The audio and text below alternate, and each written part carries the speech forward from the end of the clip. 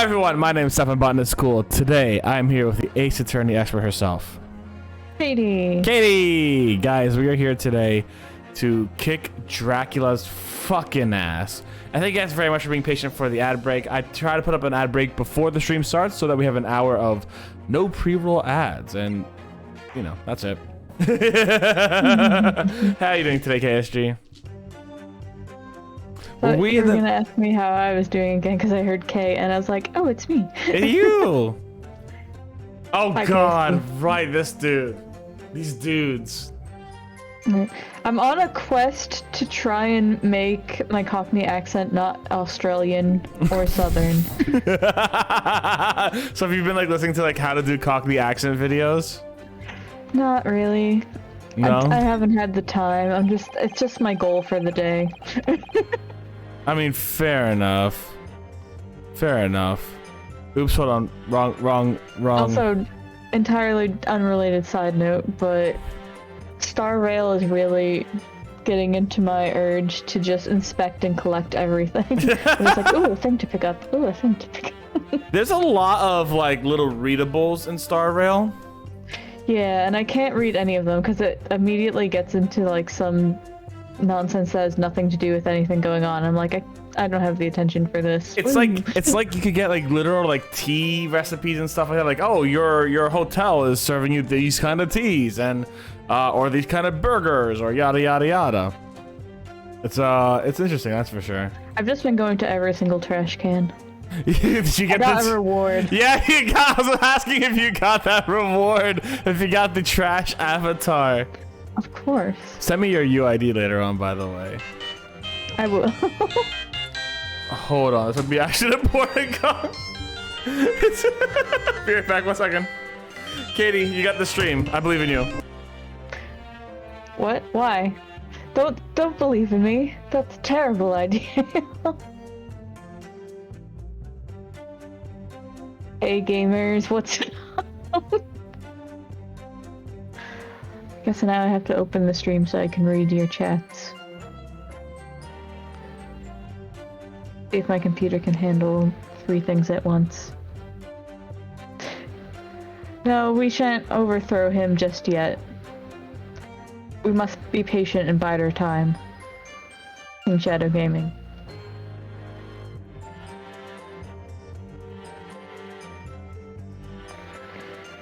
Next week could work. Let me see. It all depends on my work schedule, but I think I could fit it in, to be honest.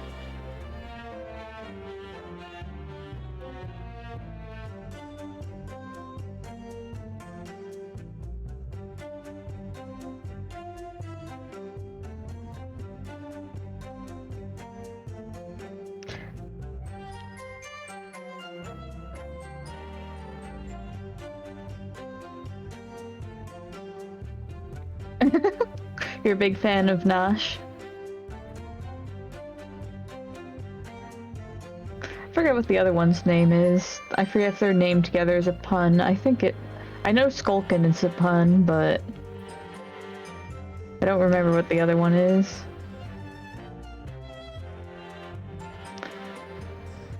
Nash Skulkin. Nash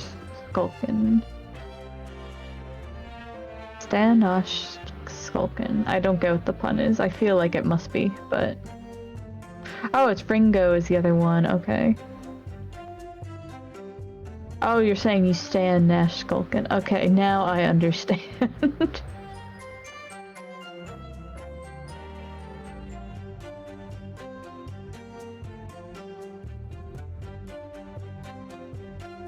Listen, I've had a long day. My brain is entirely fried.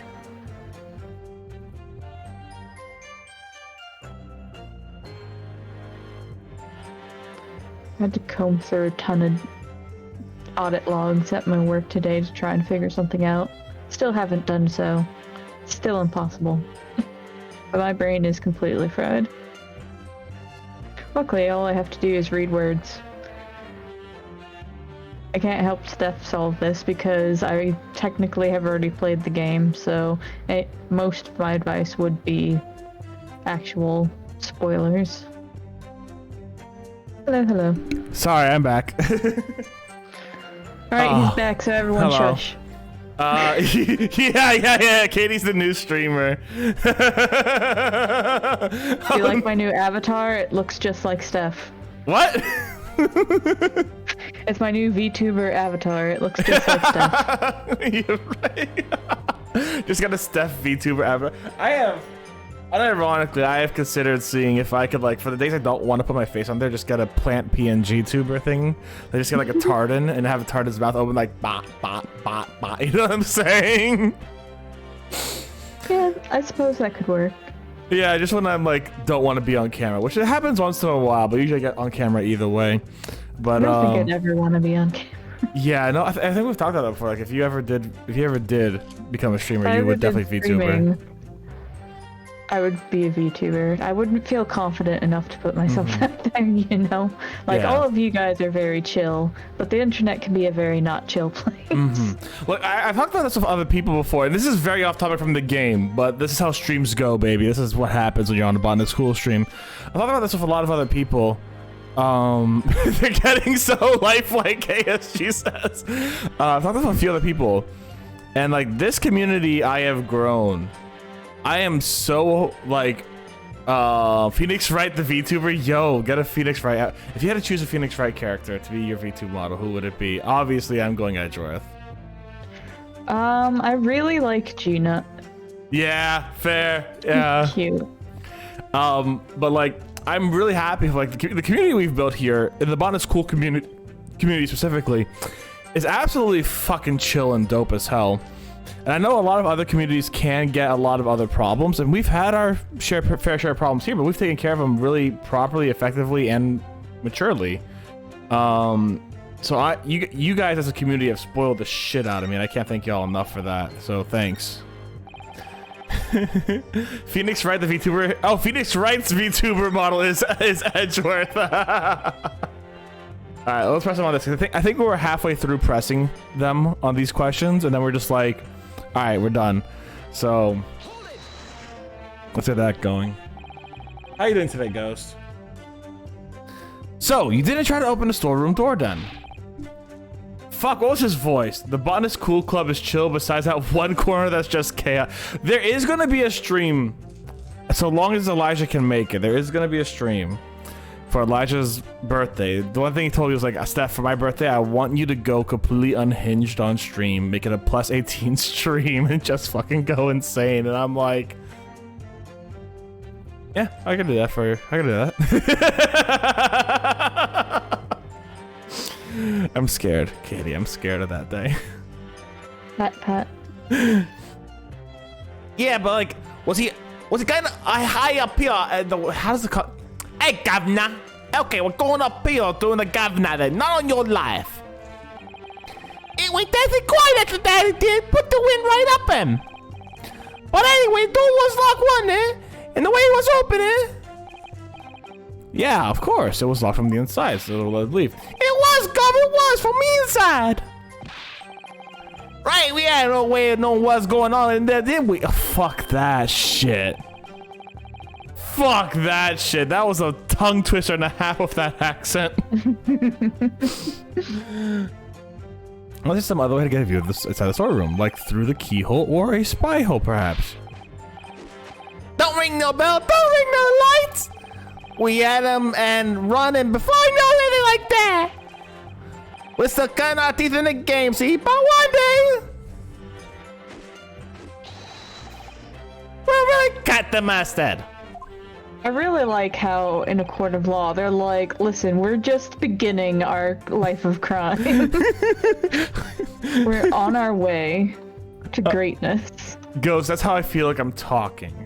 That message you just sent, Ghost, is exactly how I feel like I'm talking right now. I feel like the we and now did was the only clear thing I said. But yeah, no, I do find that kind of funny. It's just like, hey, yeah, listen, we only steal and rob and burglarize. We're not murderers, and we're gonna do it again. Fuck you.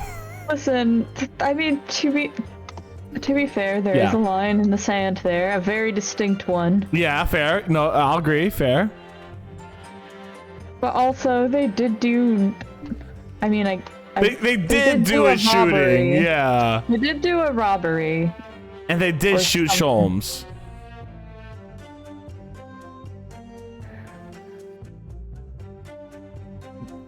That's all I'm saying. They did a robbery and they shot Sholmes.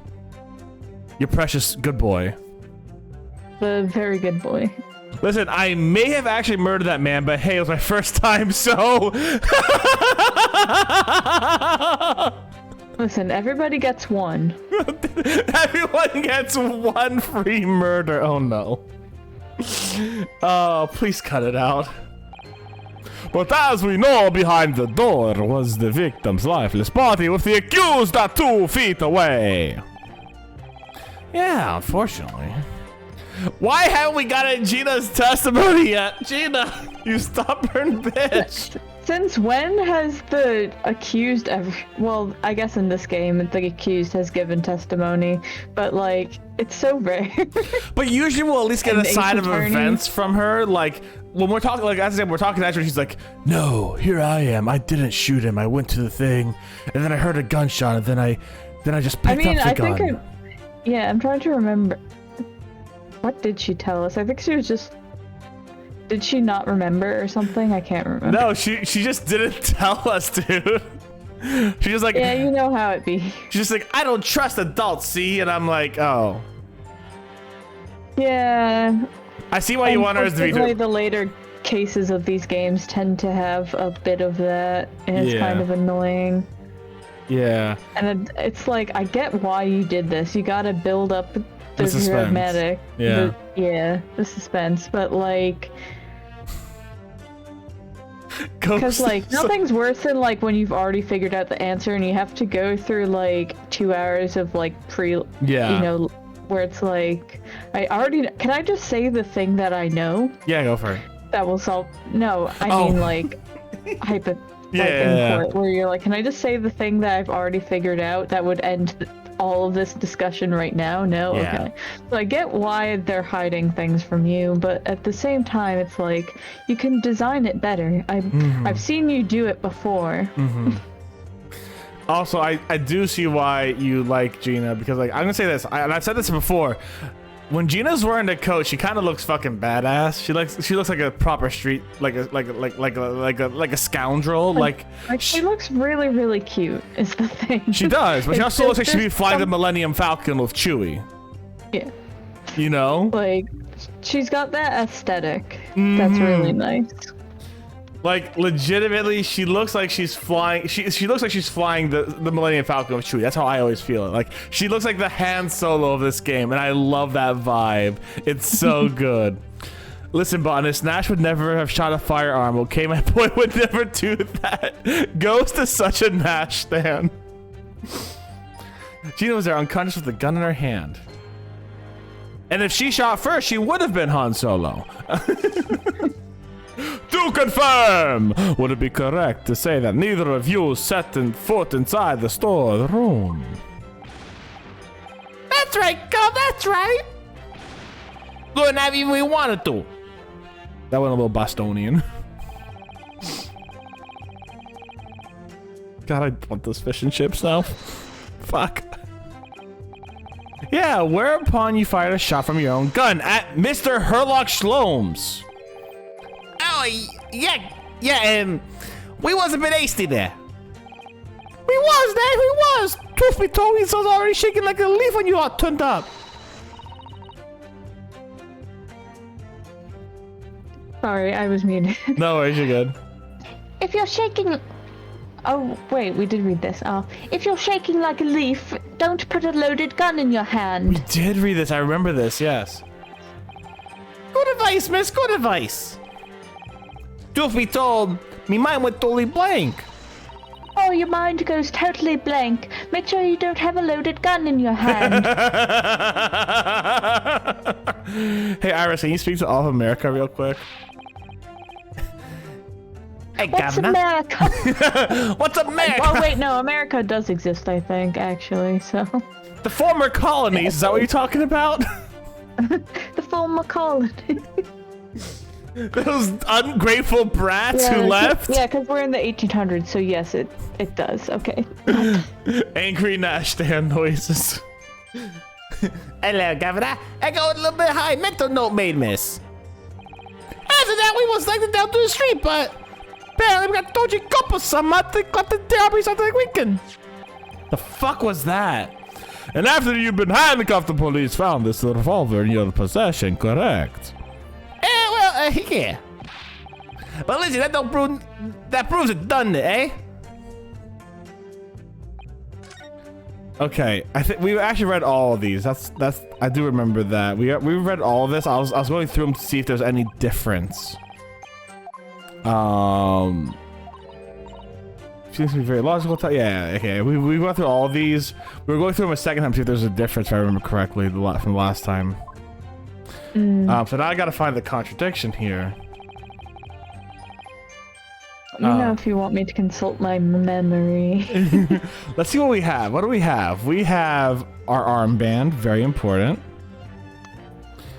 We have our pawnbroker's ticket. We have Gina's representation papers. We have blood sample portfolios. We have a pawnbroker's ticket coat. Always hard with these things too, because like I'm obviously like 10 steps ahead, so I'm like, is this the part where this happens? Yeah. Mr. McGilded case notes. Let's see what's the anything there. Found dead, stab wound, date, Mason Milverton, brickmaker, Alexander London, McGilded, Lord Baron von Zeeks. Conviction was assured with 3 testimony, however, okay, loud enough. Man, fuck Ringo. Send him to prison, not my boy Nash, though. Let's present this. Let's claim that they are international terrorists and spies, too. Of your report confirms the death due to a single bullet wound from the back. There are no other signs of trauma. Like, that's something we gotta talk about eventually in here, but like... something we gotta talk about eventually in here.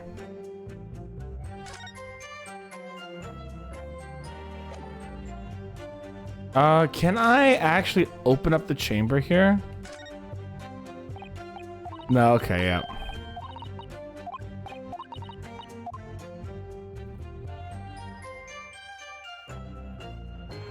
Oh, I don't know if I told you guys, by the way. My friend told me that this gun here is an accurate 1800s gun, while this gun is actually based off a 1950s, 1960s revolver. Just so you guys were aware. So, this cannot have been the moment she shot him. Just straight up cannot have been.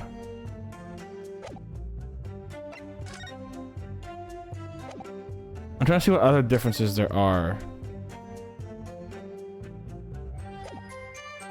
So the difference is, the lamp is broken in the second one. Things are slightly moved on that top there.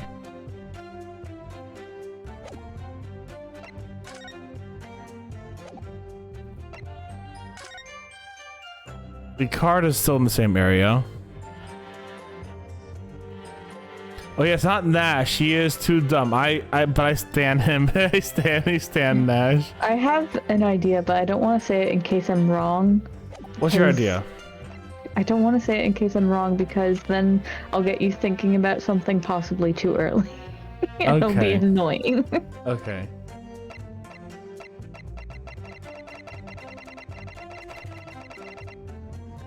Alright, let's see what we can do. We heard a voice yelling out, "Give me that gun," which would have been inside the room at that point. The bloke who owned the place was holding the gun, so he should have fired. I am going to...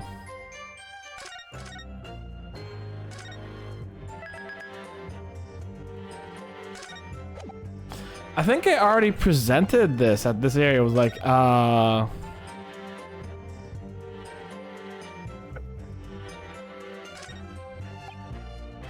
so how did...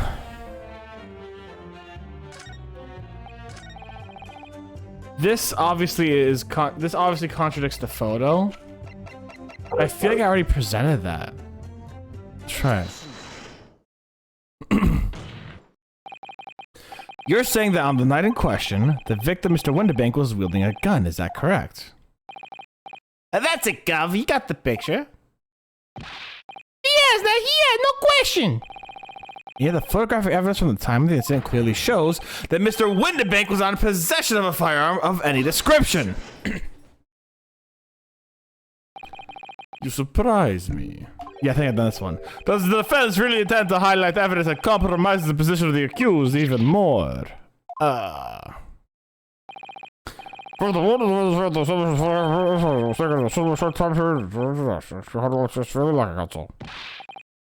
Yeah, that's right. You're right, Nash. You're right. You'll get a good thunder table, girl, eh? hardly likely.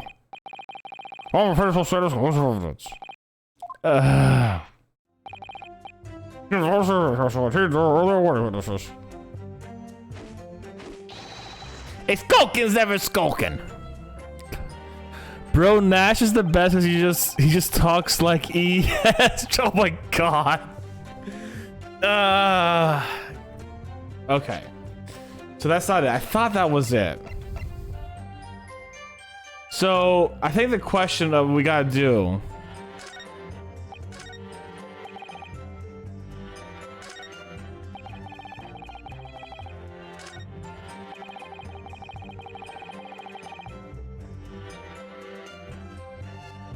We either have to disprove this time, or we have to disprove this time. We stuck everything back where we found it and scampered straight off it. No, hold on, wait.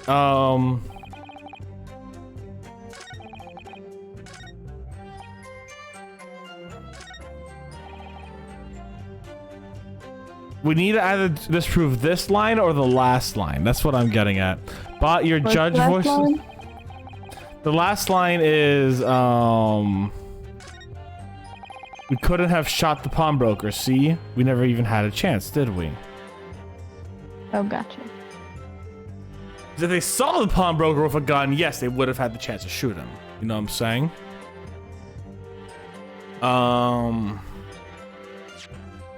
Like, I can use their logic against them, but I can't present their logic against them, you know what I'm saying?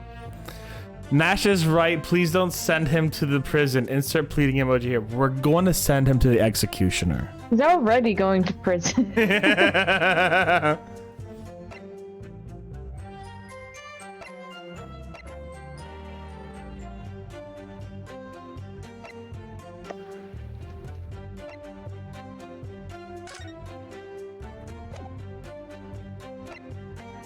How could they have this? So, like, the thing is, the logic doesn't make sense. But because the logic doesn't make sense, you can't find out where they're like where the wrong thing is. You have to present. You know what I'm saying?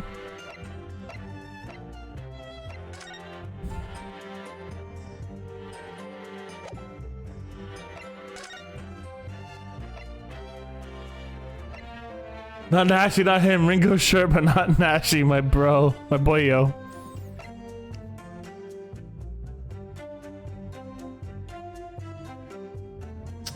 So that's the problem. The problem is everything just lacks so much shit that like you can't tell where the contradiction is. What is your idea? I'm curious. Um, I think we got to disprove this first one, and I think we can. yeah, actually, I think I was getting too ahead of myself anyways. I think we got to disprove this first one. And we're going to try disproving it with the second picture here.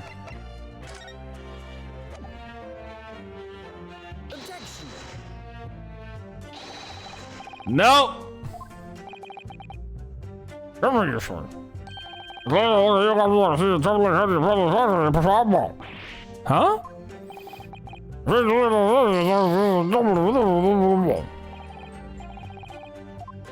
Now there is no voice for him. He just mumbles. Judge the I next. suppose we could do the eternal present everything everywhere until you win. Yeah, if I have to do that, that'll be something. If you don't want me to consult a memory.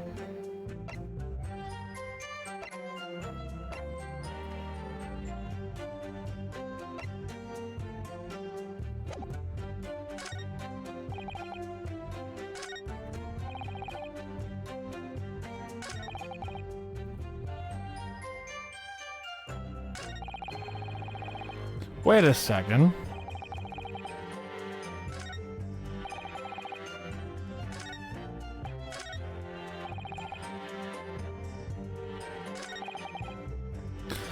How did they know the door was even there? It's hidden. It's not that hidden.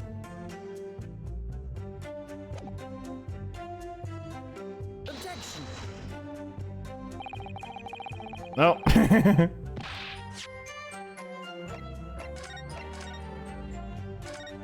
Nope.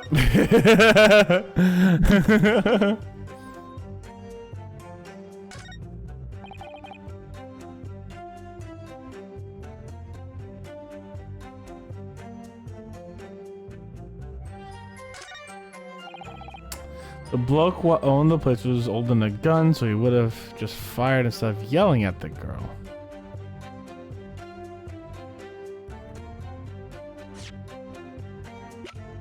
Maybe the stereoscope will help. I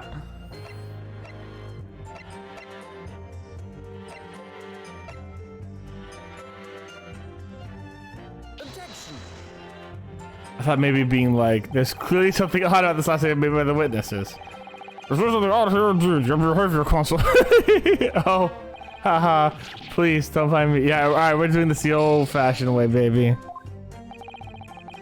That's why I prove my client's innocent, as long as it's quite quick. So I think we need, maybe we could try to like disprove the fact that he saw him?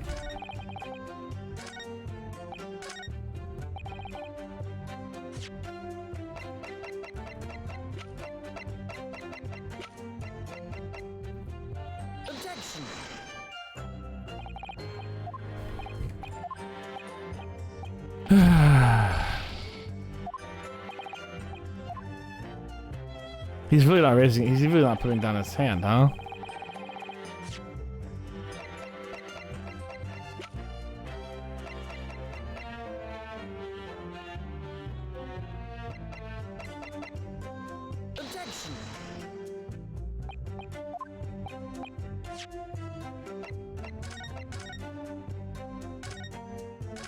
Do you have an idea? He's even blushing, Nash. Ooh boo. Ooh, woo. Ooh boo. I only committed a small crime, Uwu. Ooh boo.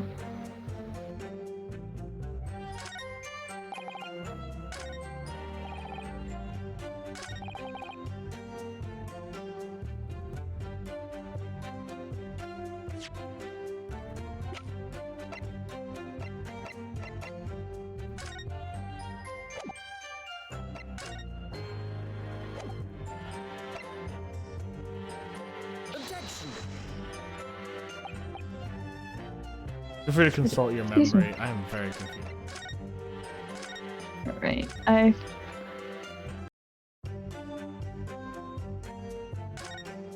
So we went through everything before. let me see. We already went through that part of my memory. I think. One small box February 13th. Fulfill 10 shillings April.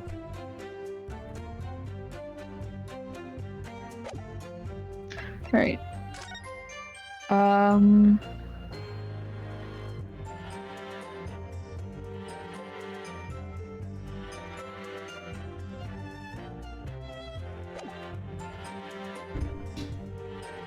Okay. Nash, you. Did you already present the thing here? What thing? Did you present anything on this statement?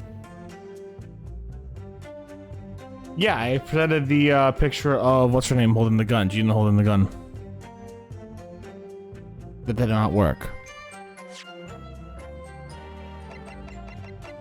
That didn't work, you say? No, what that did do was that basically said basically had the dude be like, why are you trying to prove your own person guilty? Try again. Alright, you might have to do things in an order. But I thought you did this already, but I did, maybe... yeah. No, not this. But... Objection.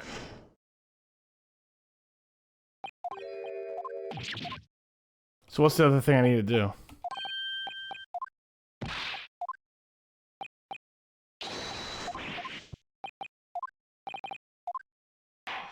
Eddie?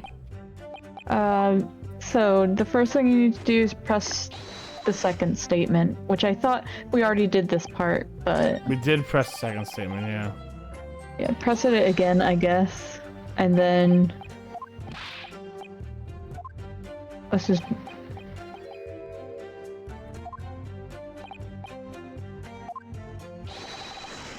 Bam!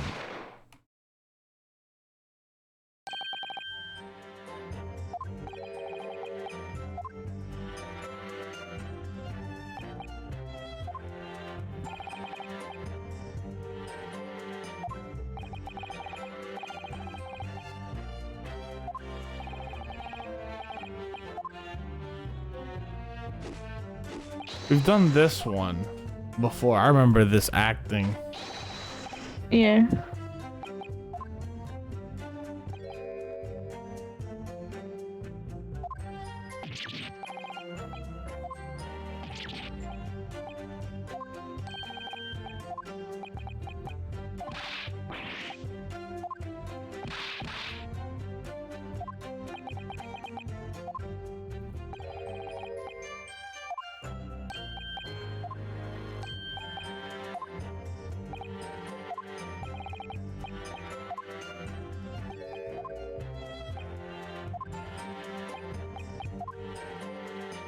So we Yeah, got...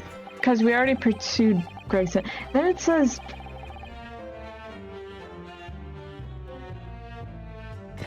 On statement 3, present the crime scene photograph. But we have... Oh! But we did that.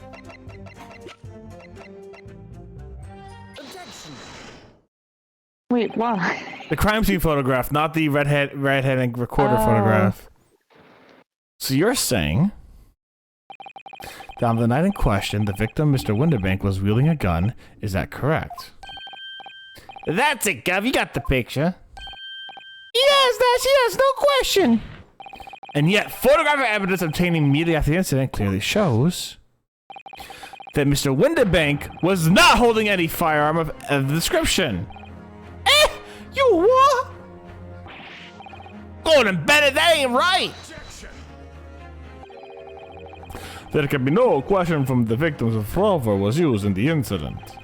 I will remind the court that Mr. Winterbank's gun was found at the scene.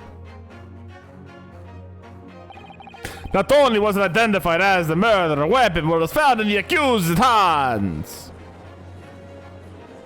That was just the wrong picture. That's such bullshit.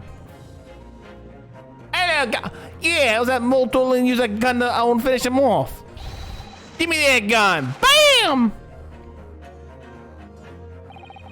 Kind of thing. Stay exactly where you are. Right there! Eh? If the crime had taken place as you so colorfully described it in your testimony, it would give rise to an undeniable significant inconsistency in the final moments you just acted out. Sure, Consul. You intrigue me, my learned friend, but let us see some evidence to support your claim.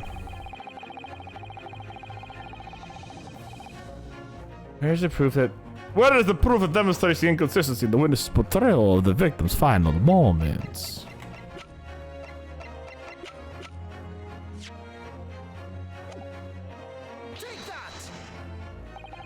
According to their testimony, the witnesses claim to have heard a shout of "Give me that gun," followed by the gunshot.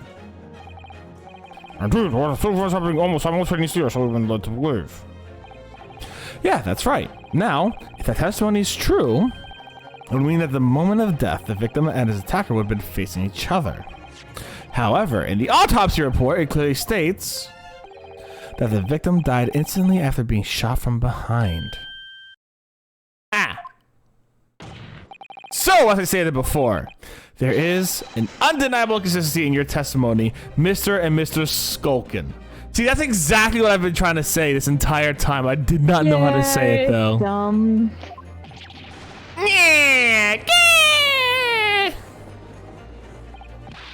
But it's the God honest truth. It is, Nash, it is. When we was shot that night, the shopkeeper had a gun and said, we saw it with our own bleeding eyes. Did I hear you just say that right now? You actually saw Mr. Windenbank holding a gun.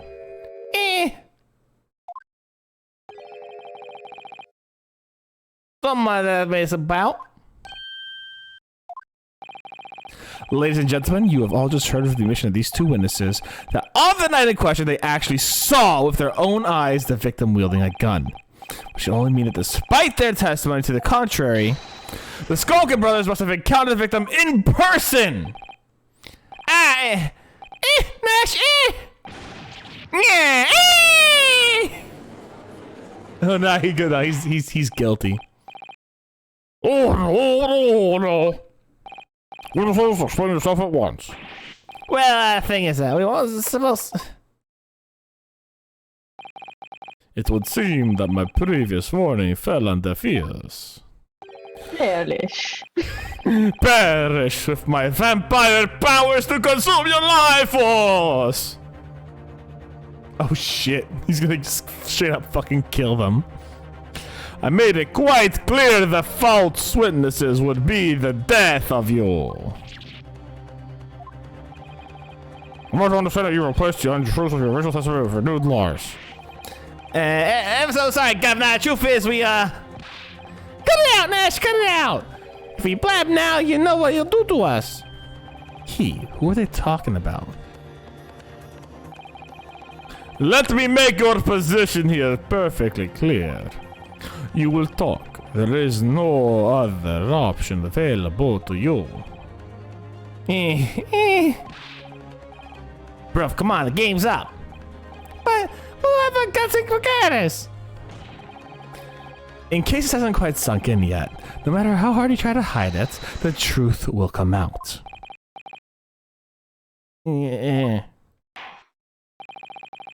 What are your questions? I'm proud that you brothers were face to face with the victim. I demand that you testify again and explain the precise situation being took place. Well, do we have to?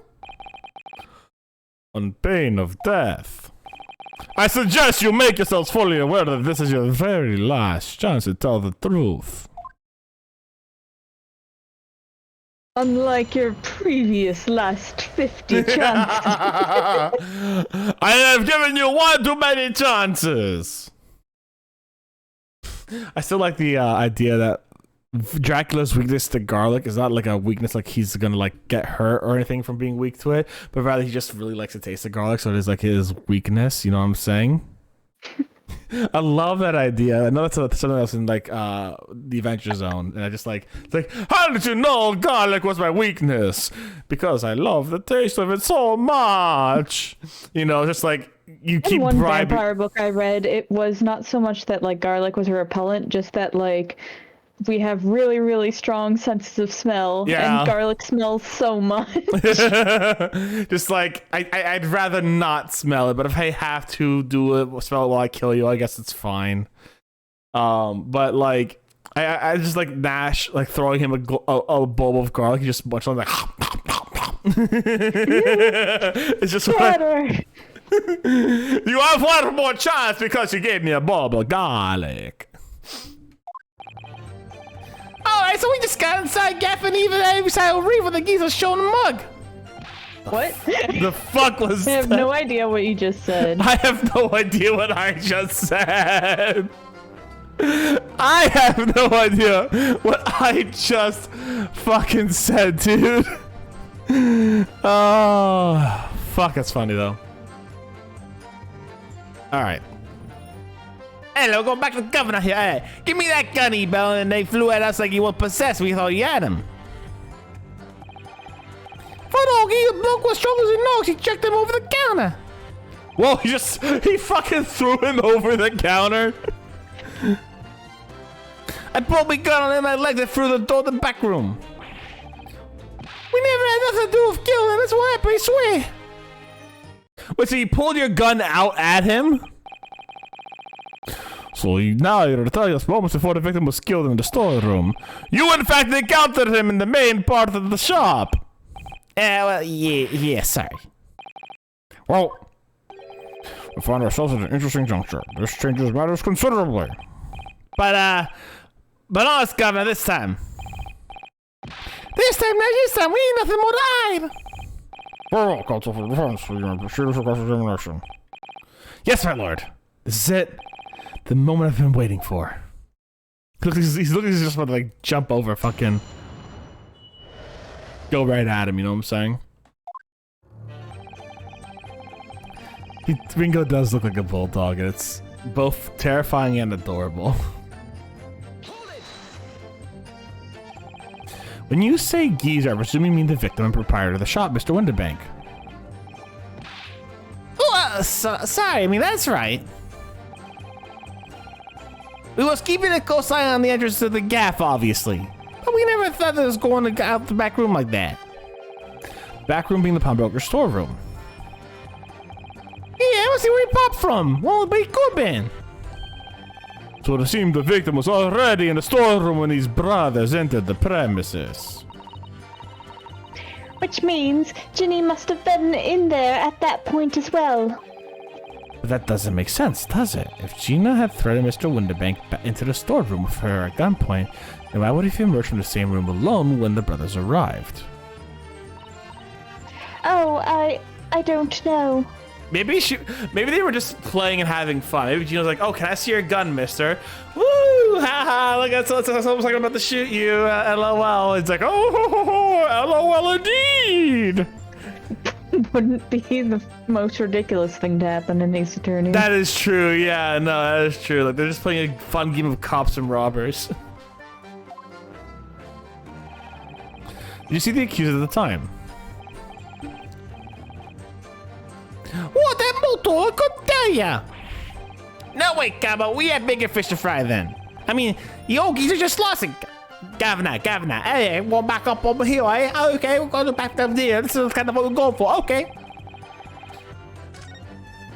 I don't think that worked really well, but yeah, that's fine. So they just admitted to not seeing the accused. I just gonna say that. You mentioned that Mr. Winterbank shouted those words at your previous testimony too. However, you claim that you heard him yelling them at the other side of the storeroom door. Oh, did we? But the truth is, he was shouting those words at you, wasn't he? Yeah. Was the victim Mr. Winterbank wielding a gun at the time? Was he ever blimey lummy to make him a barrier, pointing straight at the thumb piece? What you're saying is, you definitely saw Mr. Winterbank with a gun at the time, is that right? It is, Gav, it is, spot on. And all the time he came at us, he did. It was blood lemon too. You were clearly all going for each other. Look that shit that we had it, I mean.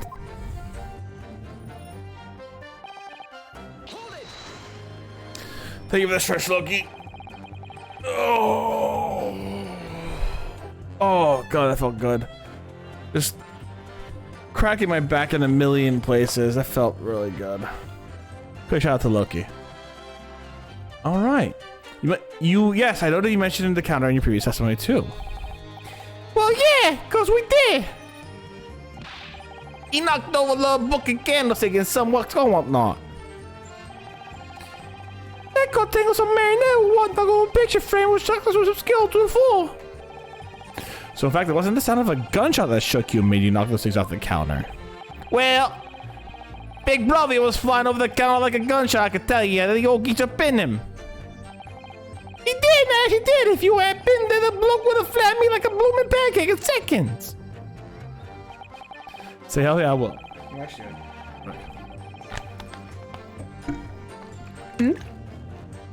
I'm just taking a sip of water real quick. A little sippy sip. At the time in question, the alarm had raised the local police station via secret cable from the pawnbrokery.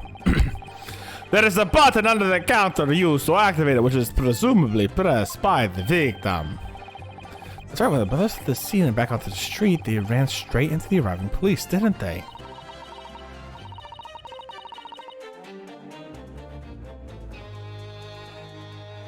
Poor Mr. Winterbank. He did everything he could to protect his shop. Hello, guy. Go back there. I pull a gun on him and then I shoot. What Pew, are pew, you pew. even saying? I don't know. I'm trying to be as horribly cockney as possible in a way that would get every British person I know to disown me. I mean, I'm not British, but I'm already thinking about it. Are you trying to shoot Mr. Winterbank? Hello, guy. No, never. I was just, pointing at him for fun, eh? Looking out for me, bruv, wasn't I? He was being flattered, don't forget. By a man whose shop was being burglared, yes. And then the man fled into the storeroom when you pointed your gun at him. Is that it? You look very sus right here. Yeah, he showed me away and ran off through that door and shut himself in. Something about that last remark, something that doesn't quite ring true.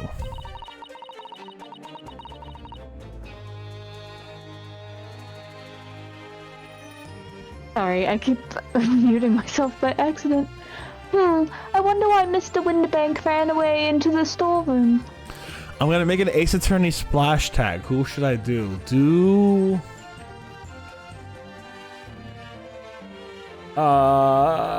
Nash if you like Nash. What? Well, according to what everyone's saying, Ginny was in there waiting for him with a gun. Ah, that's right. Gina allegedly used Mr. Winterbank's gun to threaten him and force him to open the storeroom door. In which case, how did the gun end up in Mr. Winterbank's hand again?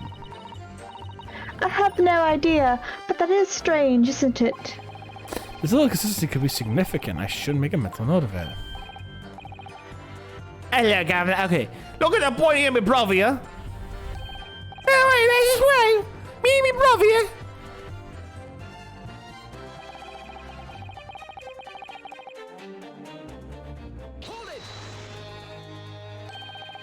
You say he had nothing to do with it. Nothing now. Nothing, nothing. Yo, geezer went and shut himself inside the back room, didn't he?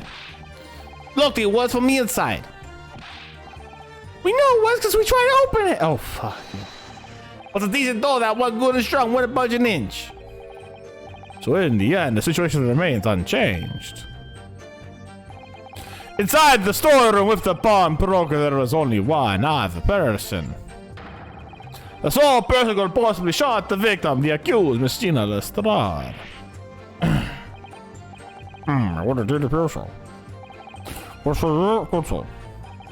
I don't know. Was there anyone else apart from Gina who could have possibly shot Mr. Winterbank? It could have been.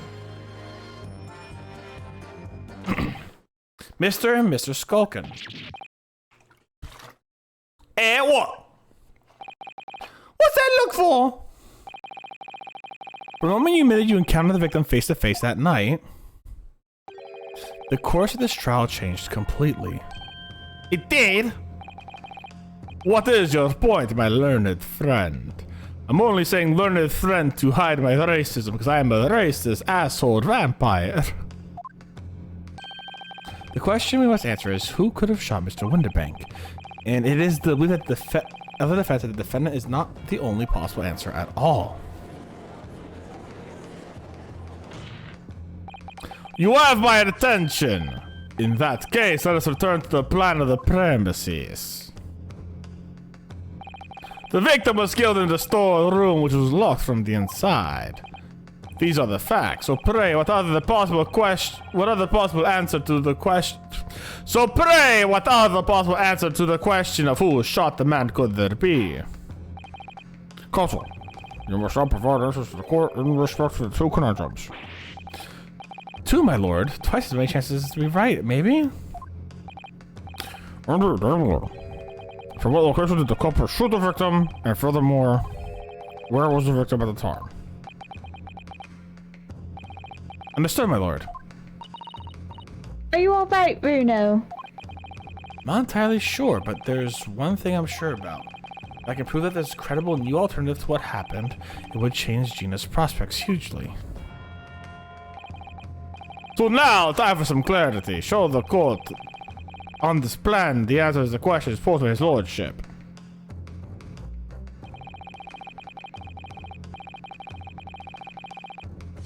Save real quick.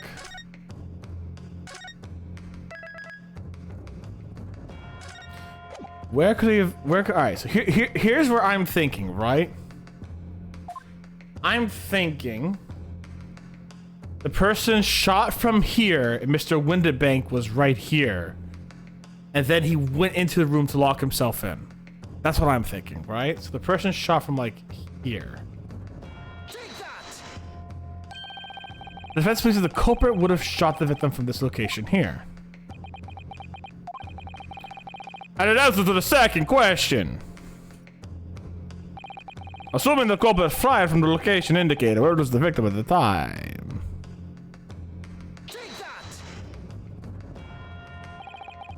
The defense believes that the victim would have been in this position here. What your answers in fact show that your own position is absurd as those you have indicated in the plan. What are you saying? Well, here's your saying, counsel. Your answers are clearly flawed. Oh, fuck off. Rip. Slow down, 'cause I don't want to lose those. Okay. Okay, so...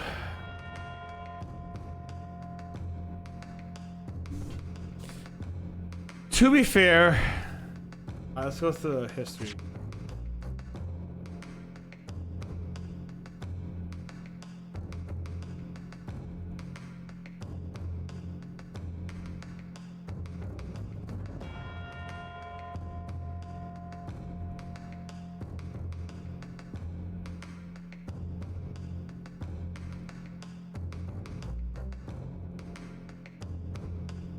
We had nothing to do with killing him. That's what happened, I swear. Okay.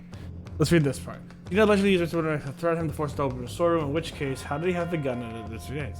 No, yeah, that's strange, isn't it? Look at the point here is me bruv. That's right, me bruv. He was protecting his brother, right?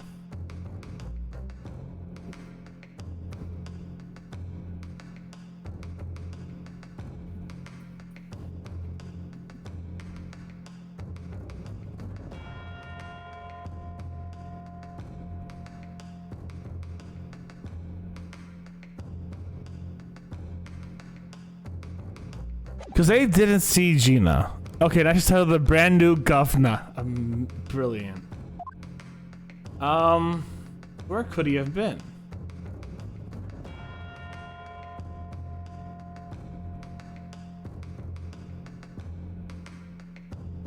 Maybe he shot it from across the...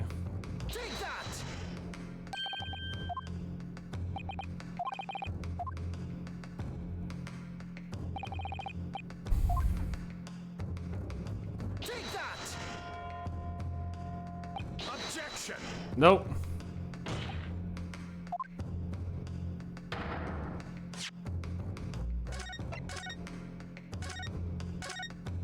Okay.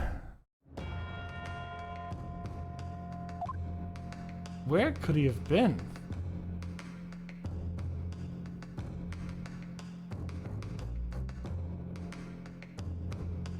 Oh, let's put them both in here. Why not? It's funsies. Put them both in here for fun.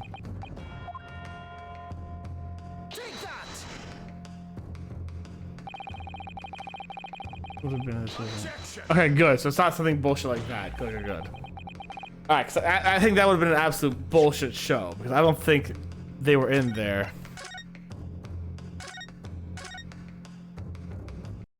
All right, so here's what happened. Mr. Windibank came out of the storeroom, right? He came out of the storeroom and threw Nash over the actual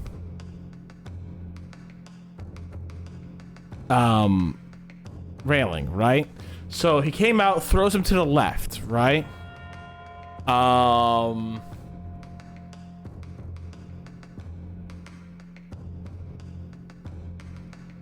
sorry, he threw Nash's brother over to the left. His bruv. His bruv. Which means that he was probably around here, Mr. Winterbank. That way he would have also slunk back in after he'd been shot, right? Whereas the shooter at that point is this is the next question.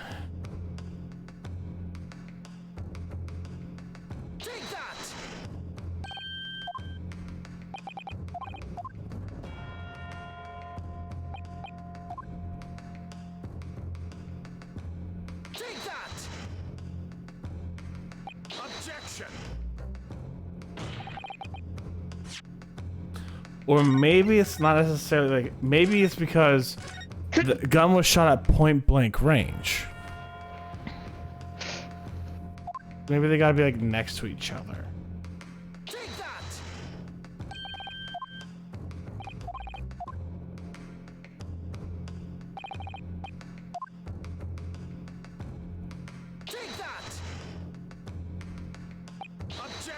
Nope.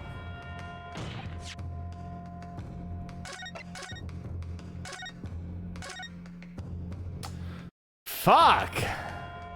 What are your thoughts, Katie? Wait, he leaped over. Yeah. So maybe one side and the other side.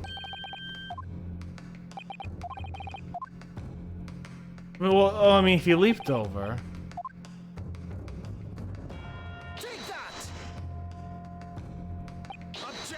Nope.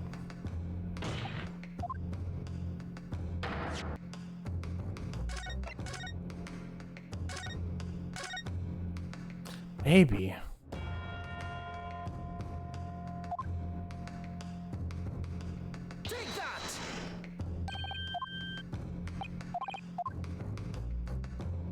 Hey Gina, you got an answer for us, homie? I don't, Miss White. That was terrible.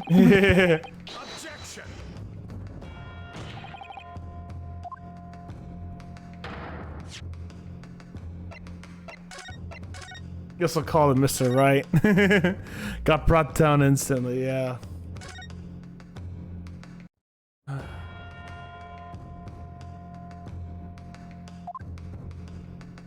don't think you can get out of this one either. What is here?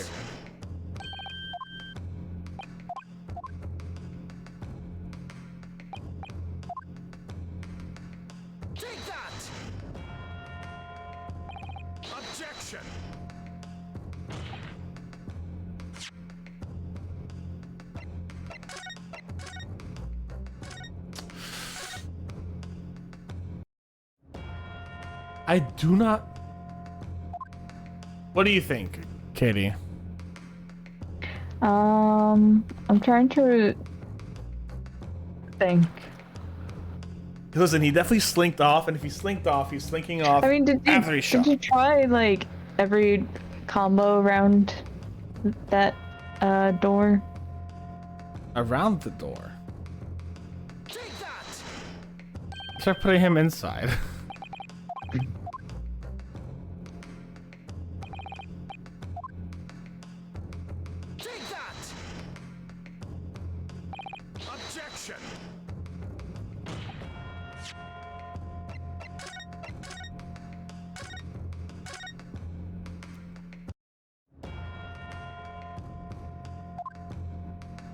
He died instantly, then maybe he just shot him from outside.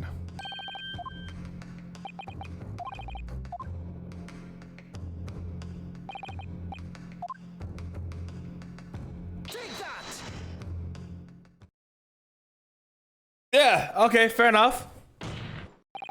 Thank you for the stretch case sheet. The only thing is, I thought you tried that already. I thought I did too. So here's the thing, right? he died instantly. So to be fair, he wouldn't have slunked off in there. Okay, fair enough. The culprit shot the victim from outside the storeroom. Continue. Mr. Winterbank died instantly from the bullet wound in his back. Looking at the stains of the blood on the storeroom floor, it doesn't appear that the body was moved after death, which tells me he was almost certainly shot while he was still in the storeroom. However, the crucial point is, where was the shooter when the final bullet was fired? So you... The shot was from outside the storeroom. Well, according to the Skulkin brothers' earlier testimony, I pulled me gun on him and then legged it through that front door to the back room. Mr. Winterbank ran away through the door. We have to assume that the door was open at the time. Oh! It was at precisely that moment, when the victim was fleeing for his life, that the brothers had so perfectly the opportunity to shoot the man in the back once he was inside the storeroom.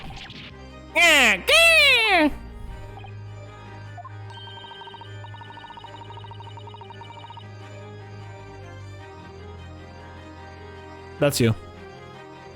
Come to think of it, do you remember what the prosecutor said at the start of the trial?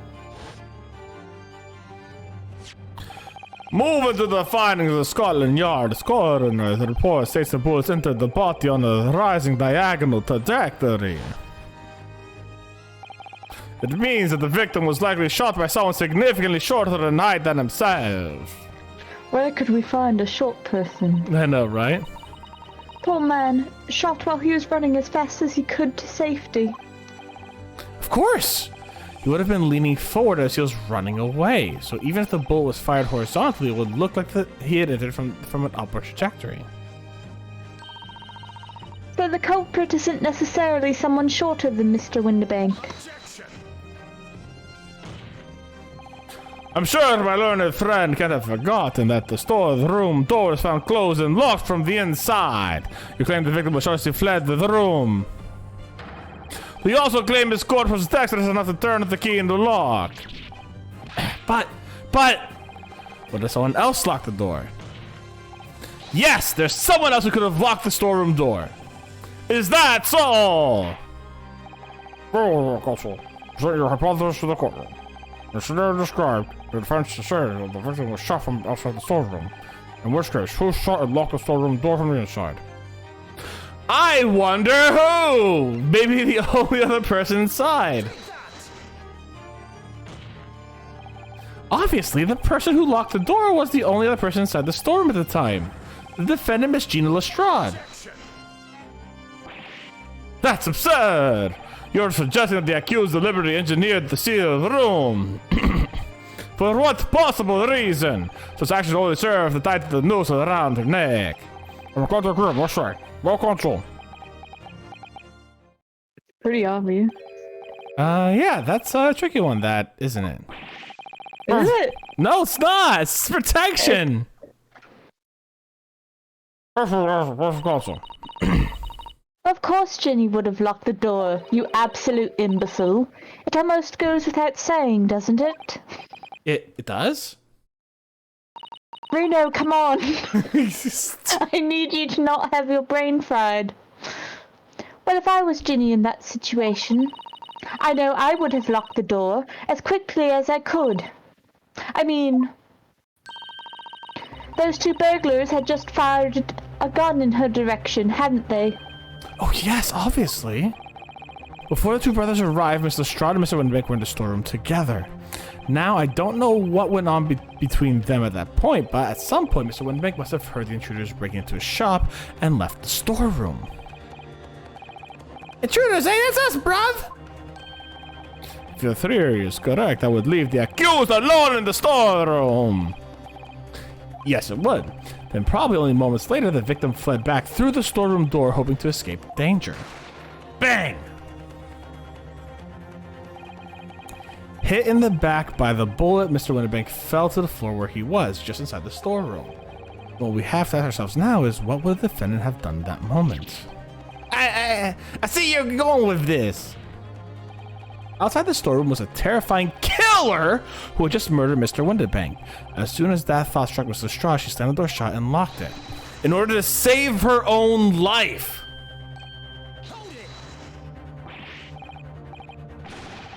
But I mean, we ain't the ones who done it. We ain't gotta believe us. I mean, come on, we never shoot no one. That's blatantly not true. I know that for a fact you would, because before my own eyes, you shot Herlock Sholmes. There's only one logical conclusion here. Mr. and Miss Skulkin, you brothers had every opportunity to have been the true perpetrators of Mr. Winterbank's murder.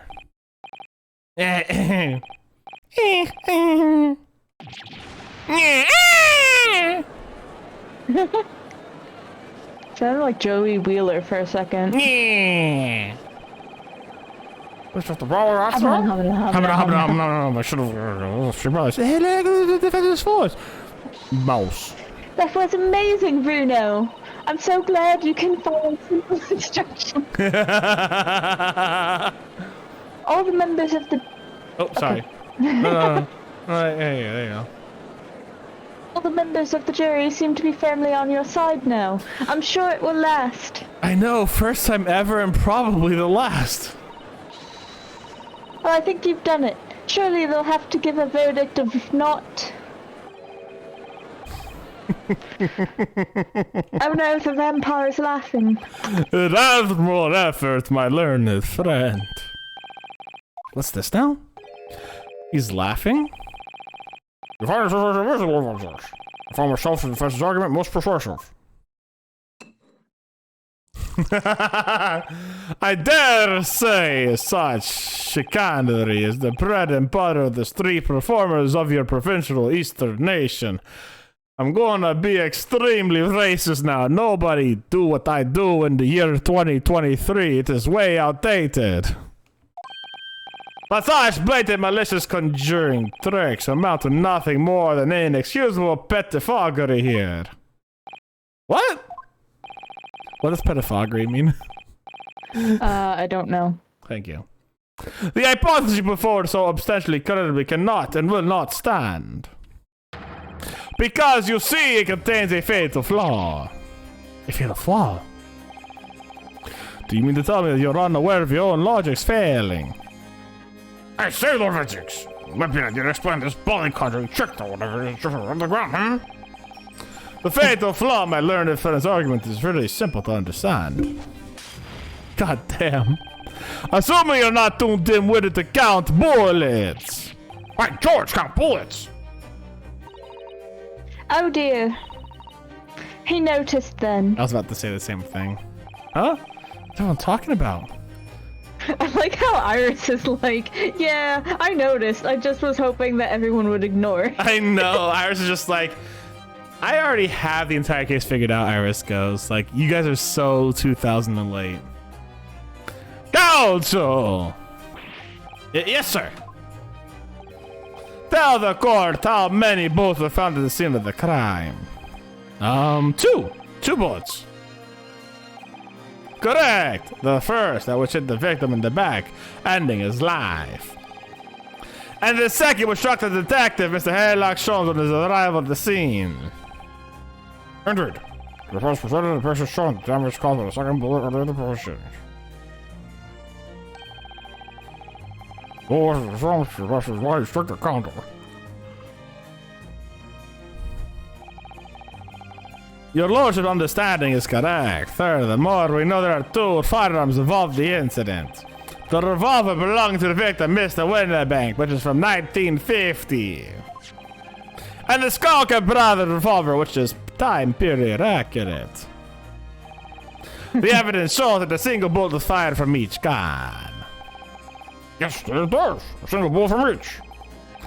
Now then, my learned friend. You understand yourself. You yourself told the court only moments ago that these 2 brothers shot Herlock Sholmes right before your eyes. Yes, I did. Oh my goodness, I think you'll find. Well, there's really one fired from the brother's gun. It's true, that means.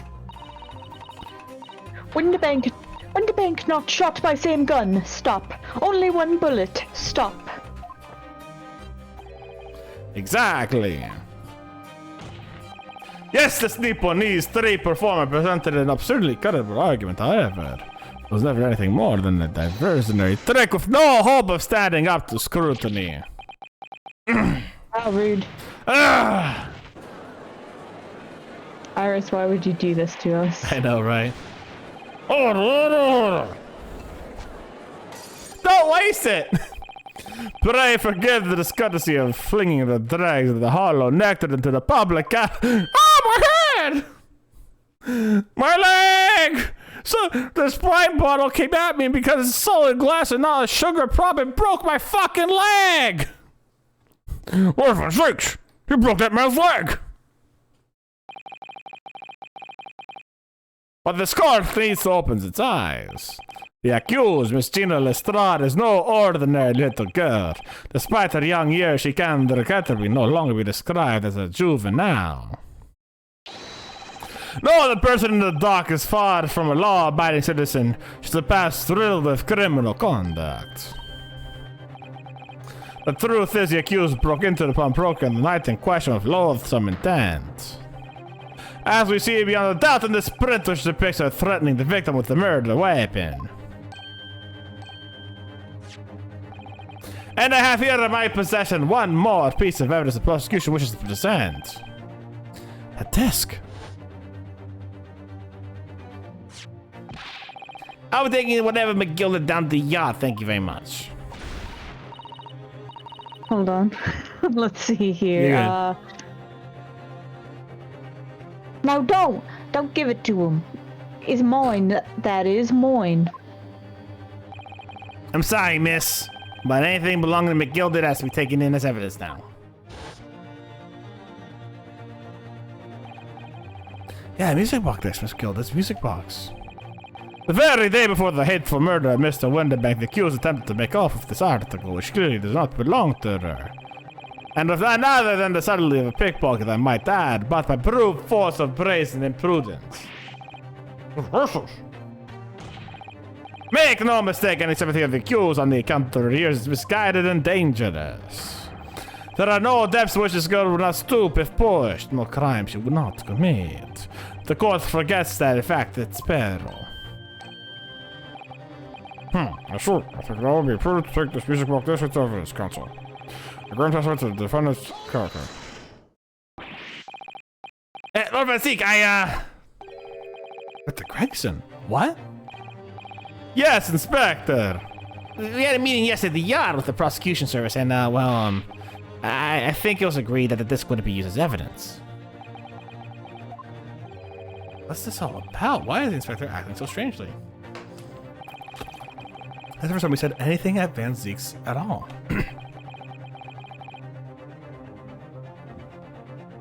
Excuse me. Ooh. I swallowed water. And it just hurts my chest. You know when that happens? When it just hurts the top of your chest? When you swallow water? Not usually. Sometimes if it goes down the wrong way. Yeah, it just hurt my chest real good. Alright. I'm unaware of any such meeting. But those were the instructions right from the top. The government bigwigs were insistent.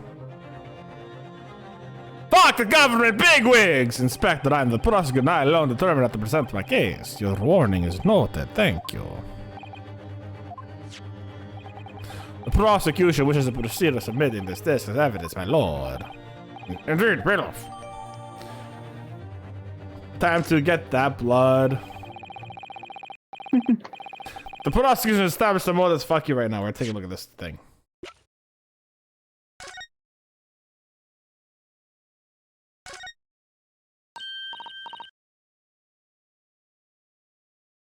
Oh, Bruno, look.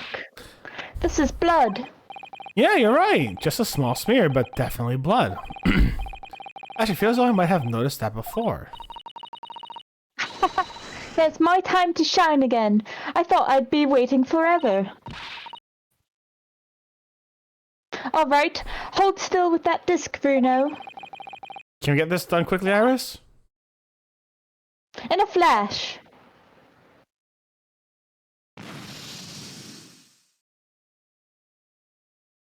Bang. I knew it was green. I knew it was gonna be green. Oh, a lovely bright shade again. Wait, that color. What is it? It's just that green. It's not the first time we've seen that color, is it? Didn't we know who cut their hands on this?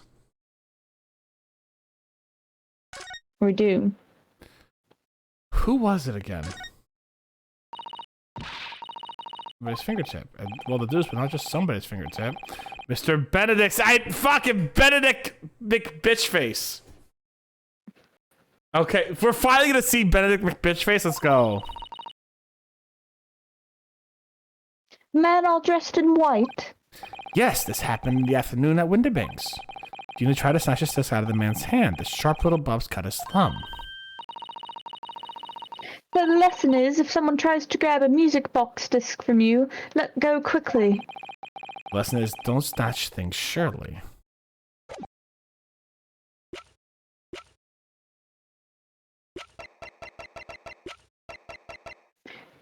I quite like my lesson better.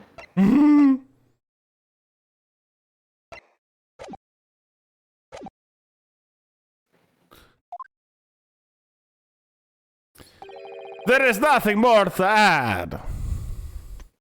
Yes, there is. You overconfident. Ladies and gentlemen of the jury, I await your informed decision and the rest of my case. I don't believe it. I had the jury on my side for once, all 5 minutes!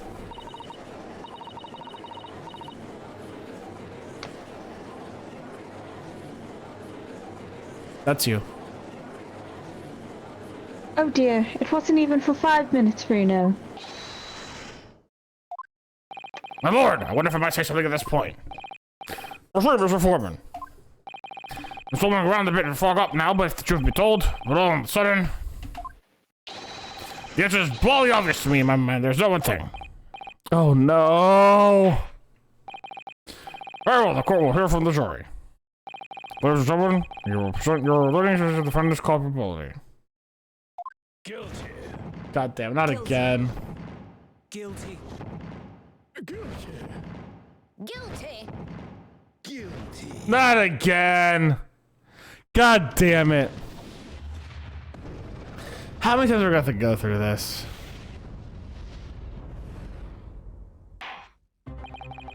Well, this is what the jury seems.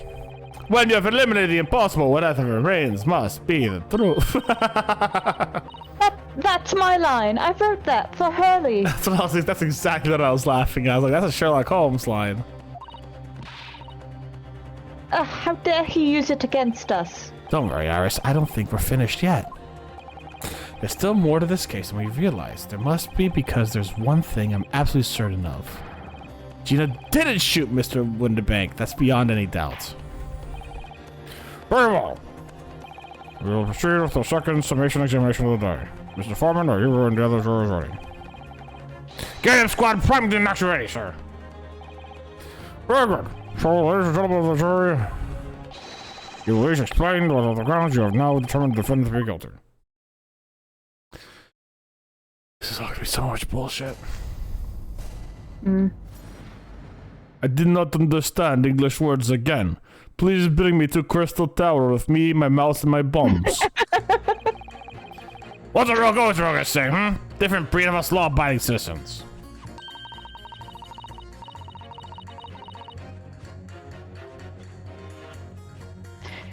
As only 2 bullets were found at the scene, I would say the whole case is done and dusted. You don't need a stereoscope to see the truth here. For what you look at it was a pickpocket. I never imagined some operation would cause me such grief. The accused attempted a theft on previous day. I can't see I'm in for a busy day ahead. She sounds just like Iris, my apologies.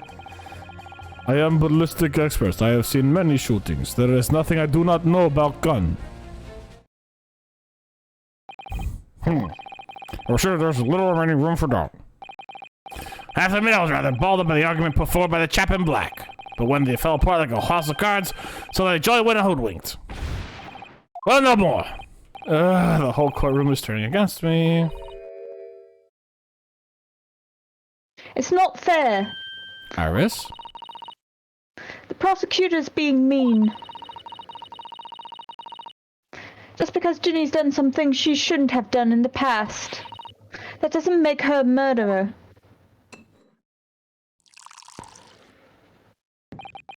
Allow me to savor this fruity vintage while I savor the spectacle of your fruitless debate on the matter. Here's to the truth coming out, eventually. That's enough ramble. Counsel, proceed with observation and examination.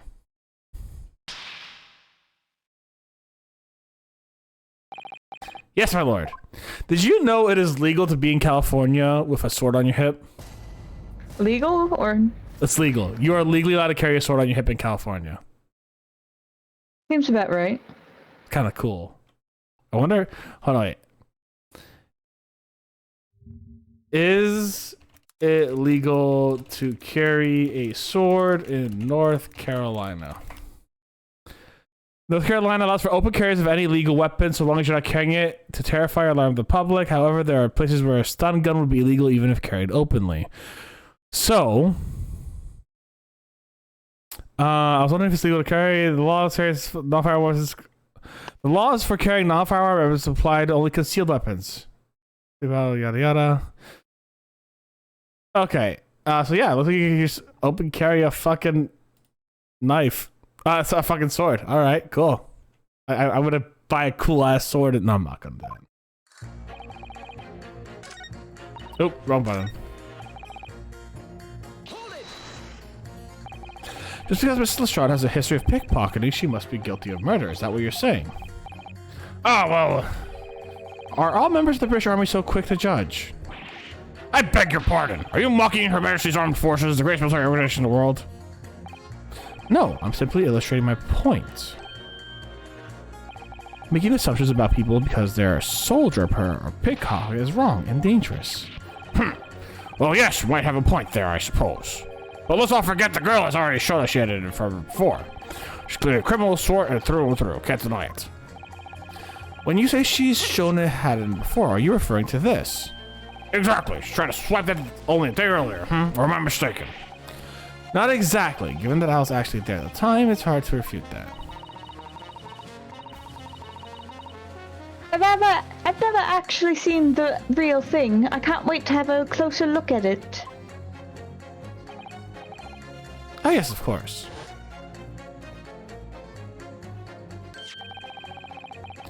Mr. Sholmes did use his camera bars to make a copy of the disc, didn't he? And then ordered every type of music box he could find from across Europe.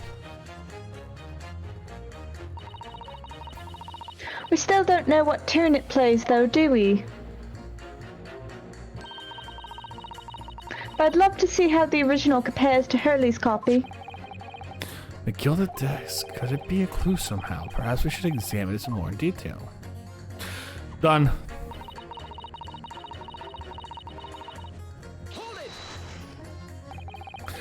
It's the number of bullets that has you convinced. Only 2 bullets were fired, and the 2 guns that fired them have been examined by the police. When the parlor maid asks me how many are invited for dinner, I always tell her to count the table settings. Well, that's logical, I suppose. Although, Yes.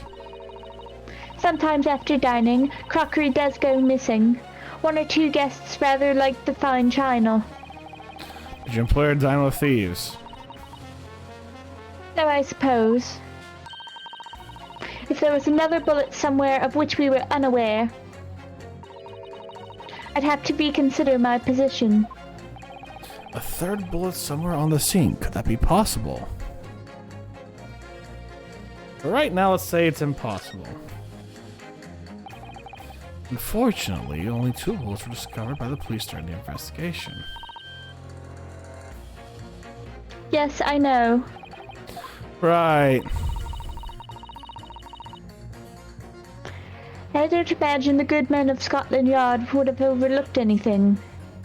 Unless we can get the doctor to admit that Herlock Sholmes had a bullet inside of him. I missed a bullet while I was cleaning his lordship's office. Well, I should receive a sound scolding, I don't doubt. You should receive a visit from the police, perhaps. Sounds like a crime to me. A third bullet. If we turn things around, if there was one, wouldn't it? Do you think we might find one lying around somewhere? Around or in? I think there's one inside her lock. So if I understood correctly, you need 2 pictures, a left eye and a slightly different right eye one, right? Exactly! Then you will see this in 3 dimensions. Like this! So if we have 2 bullets, I don't suppose you can see anything useful with them. I think you'll find that no matter how much you squint, the truth of the situation always looks the same here. The only person who could have shot the victim is that girl in the dock. How can you be so sure of that? Think about it. The Skolga brothers shot the great detective, didn't they? Yeah, it's been mentioned once or twice. Oh, then surely it's coming to focus now, isn't it? It's really a waste of time. Not gonna change this man's mind anytime soon.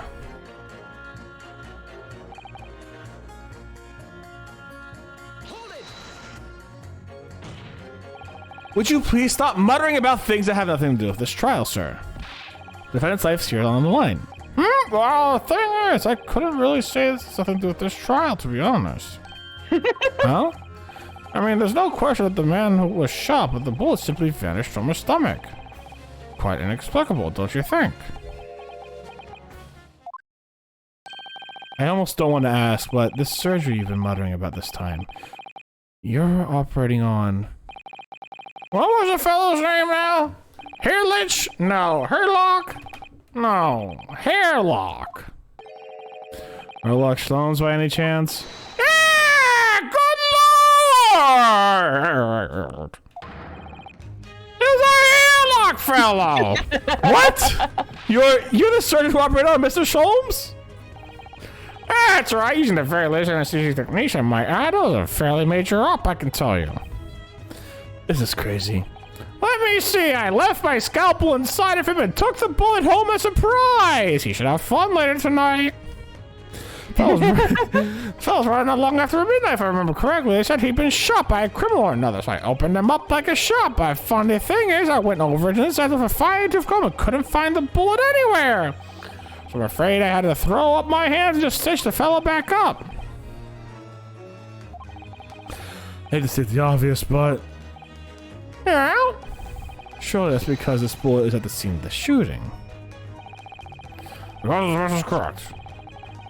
Let's go show them the photographic print. The bullet that the Skolka brothers fired to Sholmes' stomach region. And entered his body and lodged into the shop wall where the calendar was hanging by the door. I think I find that really simple if you just consider the problem 3-dimensionally. Oh, here I am, Sean! Well, juror number 4 is about the best I can do. As soon as I saw the wounded man's stomach, I flipped him over. Like a pancake? Are you saying that you checked his back? Of course I did, and there wasn't a trace of injury. No sign of the blood left the body at all. What?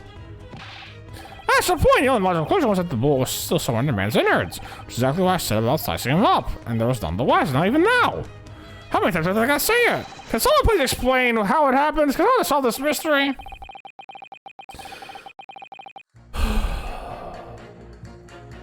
So as much as mystery as the juror was put together.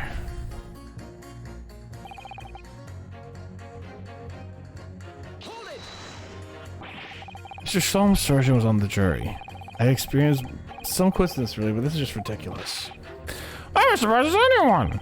But there's no question that Mr. Sholmes was shot. Well, that's what the police told me when they brought him in. How bad were his injuries, Doctor? He was in a bad way. He lost a huge amount of blood, you know, and I suspect he was shot at quite close range too, because his skin was badly burned at the point of entry. Burnt.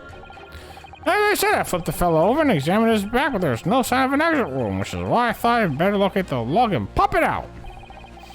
And he found no bullet inside the patient. Well, I wouldn't have done, would I? Because of all the pawnbrokers. How'd he get in there. I need someone to solve this mission before driving the sand. There were some extras of ballistics who will help me, even if it looks extremely untrustworthy. Oh my god, so we have to... Well, we have a spring bullet on our hands. We gotta talk to Mr. Rushing Man here. I'm skipping you real quick, I'm sorry.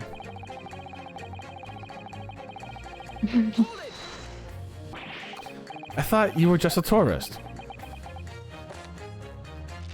I love how the mouse reads. I love the mouse. Good day, I am visiting London for sightseeing. I would like to take bus to Crystal Tower, please. There's no way he's just visiting tour. So, you're a ballistics expert. Who knew? I have much experience with guns. Ah. I have lived through many, how you say, extreme, violent, blood of, extreme violent bloodbaths, perhaps. Those are not Nash. Those. Extreme violent bloodbaths. English is very difficult tongue. Considering the sort of people you associate with, surprised you still have a tongue. Anyway, if you have a question about bullet and gun, you ask me. There is nothing I do not know, no mystery I cannot solve. He's very confident in his knowledge of guns, that's for sure. But, if possible, please, only in the Russian language. He's not very confident in his knowledge of English, though, is he?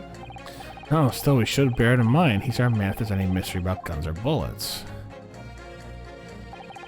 Nazis has managed to convince everyone. When you have eliminated the impossible, he said, but he hasn't. We're going to fight back. We need more material. We need to fight back. We have to turn this trial around again.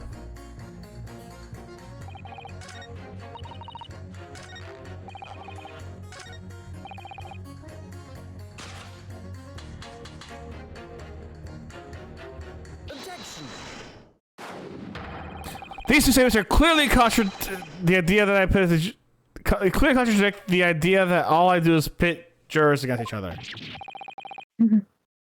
Oh, ballistics expert! Pitting. P-I-D-D. On the night in question, Mr. Sholmes was shot by one of the Skulkin brothers. Since there was no sign of an eggs wound on his back, we must assume that the bullet didn't pass through him. However, no bullet was found lodged in Mr. Sholmes' body either. Furthermore, a bullet was found lodged into the wall of the shop where Mr. Sholmes was shot. Juror number 6. Hello, my name is Villain. Please to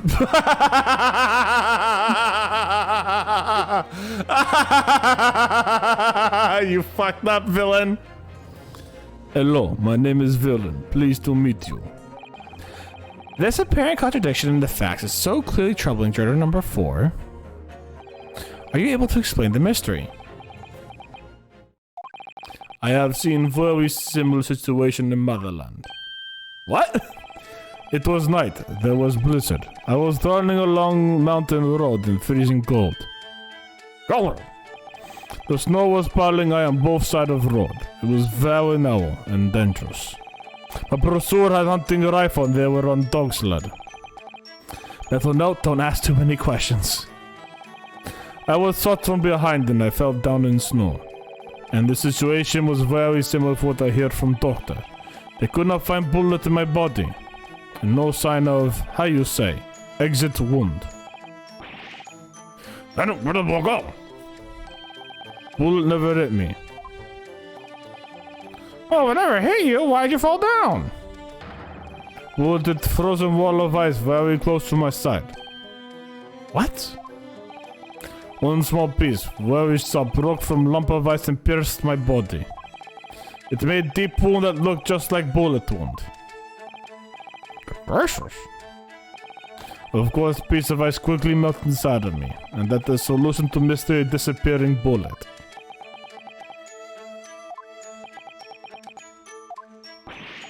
But it doesn't answer the question at all! Shooting happened in the pawnbroker's shop. It's not some snowy mountain road in another country. Just an idea, but we might be looking at exactly the same scenario here. Bruno, where exactly was Hurley shot again? Well, according to the report, in his stomach. Sort of around this area, I think. Well, that's precisely where he always wears a little pouch on his belt. A pouch? Actually, I might have noticed that, something like that. Yes, a pouch. It's where he keeps 3 glass vials of very dangerous chemicals that he uses in his investigations. Oh, come on. What? Really? Doctor, where's the pouch Mr. Sholmes was wearing? Well, the fellow has nothing like that on his person when he arrived at the hospital, as far as I remember. If I may. Lord Van Zeeks? I have been concealing this the whole time. Well, I realize it's forbidden for the prosecution to interject during a submission. I should inform the defense that I have the pouch in question in the antechamber outside the courtroom. Sorry? As I understand it, when the police arrived on the scene and found Sholmes injured, they removed the pouch in order to assess the wound. Ah, my goodness! I thought I was getting forgetful for a moment. Since then, it's been in my safekeeping alongside the other evidence related to the case. I can personally vouch for the fact that it has not been touched aside from the incident occurred. Very well, there should be unconventional during a submission examination. Must demand that the prosecution present the item in which it held all street. Bring forth the pouch. I see. This must warm my first question, isn't it? Look at that! One of the files is broken and the leather around it is scorched black. It's almost as if the file exploded. Exploded? So, that night, the bullet from the Skulkin Brothers' gun struck Mr. Sholmes' pouch. And the gas while exploding is what caused the fellow's injury. This bullet did not penetrate victim. It was deflected into a wall of shop.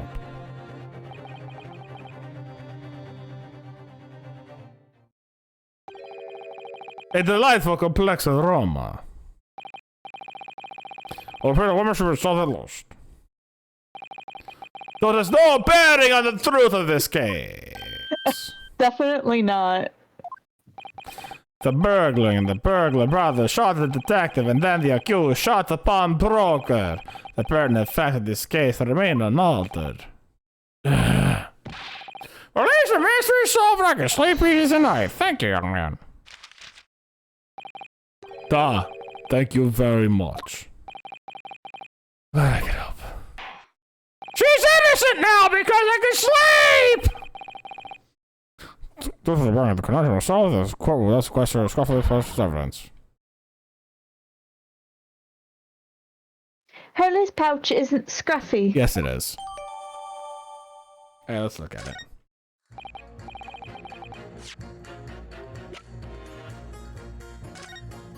I wonder what we'll find.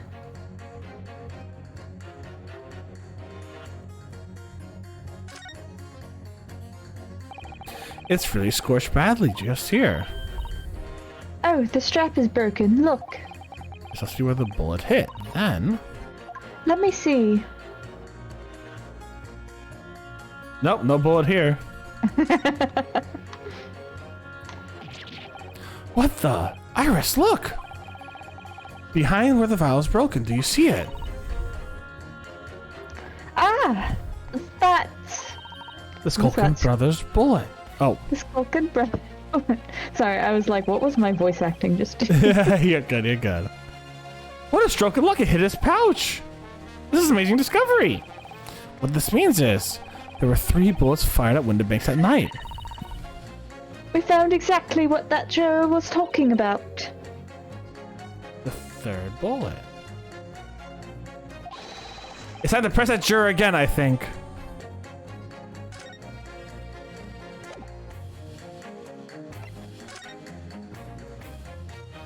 Oh, that. This is the bullet that was fired from the Skulkin Brothers' gun at the night of the incident. Yes, so it turns out it never actually enters Hurley's body at all. Thanks to the thick leather of the pouch he was wearing, it saved him. Hurley's always lucky like that. Well, considering what he had to go through in the hospital, I wonder how lucky he really was. Oh dear, poor Hurley. He just doesn't have any insights. The doctor took them all out to see what was going on. Sounds that way. It appears the defense is not so much struggling to alter the opinion, huh? Please, my lord, a little more time. After all, that's a new piece of evidence. It could be a valuable clue, and you can't afford to overlook anything here, Ryunosuke. There's a way to turn this around somehow. I'm sure of it.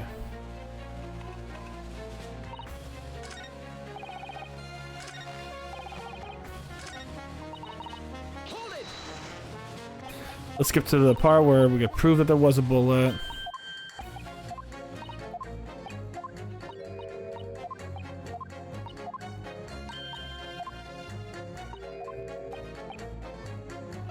I can prove it.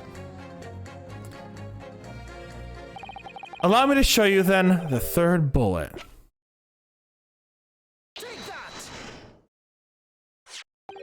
Here it is! We discovered it just now.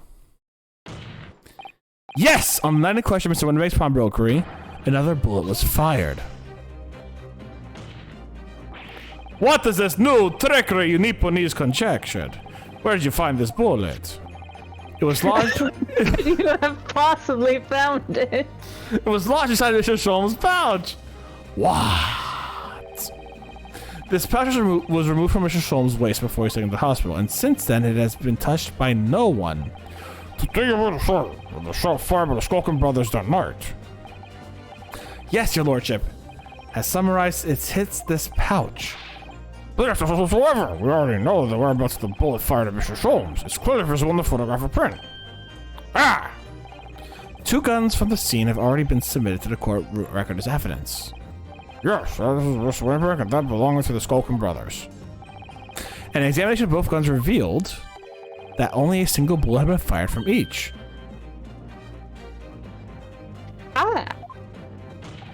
But that must mean... That's right.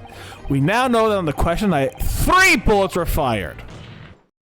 However, only 2 bullets were fired from the guns recovered from the crime scene, and until that incontrovertible inconsistency is somehow explained, we cannot and must not pass judgment. Oh! Order! While the summation examination remains incomplete, the court has been presented with new facts. Facts that would appear to shake the very foundations on which the case against the defendant has been built. For the prerogative of the situation, I hereby temporarily suspend the summation examination. By Jupiter! What? Judge can just do that, apparently. Well, bring the witnesses back to the stand.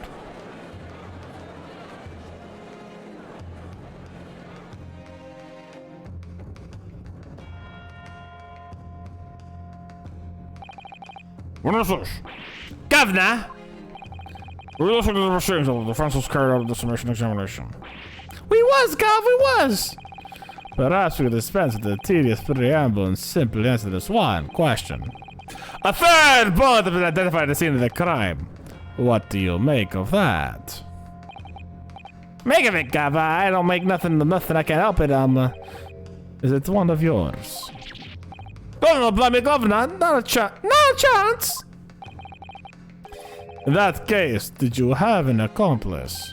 What? Never. Skulker Brothers walk alone. Just the 2 of us. It's a trademark. You said there was a third of you. How soon we forget poor Sulky. Oh. Only 2 bullets from the crime scene originated from the firearms we have in evidence. The third bullet was fired from another gun. Where is it? Oh me, that's a head scratcher. Counsel for the defense. Yes. I'd like to hear your thoughts regarding these new developments. The third bullet and the missing firearm and what it came. Thinking back over the testimony we've heard, all the evidence we've seen, I think I'm starting to form a picture of what really happened that night. My lord, I think it's clear that this third bullet tells us that the Skulkin brothers had a secret accomplice. On that night, the Winterbake's pawnbrokery, the brothers were working with a third man. The witnesses are clearly doing their best to cover up the existence of this accomplice. But the evidence points to the fact that there was someone else present, someone carrying a gun. Objection. There's an accomplice, you say? Pig's will. These protracted proceedings have already forced us to endure 2 summation examinations, yet in all the time there have been not a murmur of a third man. This apparently lifelike being exists. The court must be shown hard evidence about it. The fantasy will be crushed. The prosecution demands answers on 2 counts. Firstly, proof, evidence that there is the accomplice was ever at the scene of the crime. And secondly, the identity of the suspicious, spurious character. This officer lying. I know that. Let me save real quick. I think I know what I'm gonna do. I think I know what I gotta do. But yeah, anyways.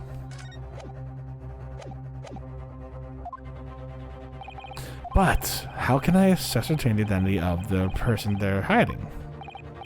Well, Counsel.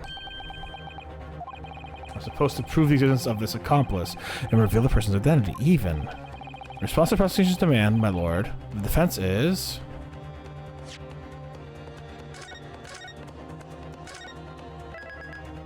I hope they're not going to be like really subtle about it. They should be like, yeah, present these things. You know what I'm saying? Like not like present these things at a certain order, at a certain time, at a certain way, at a certain angle.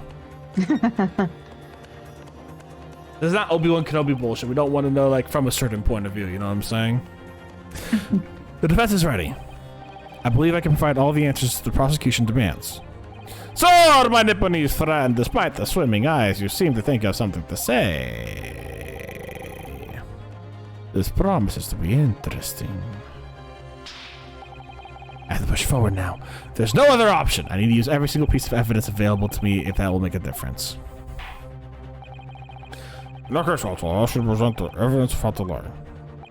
Another question. In the moments leading up to the death of the victim, the proof revealed there was a third intruder present at the scene of the crime.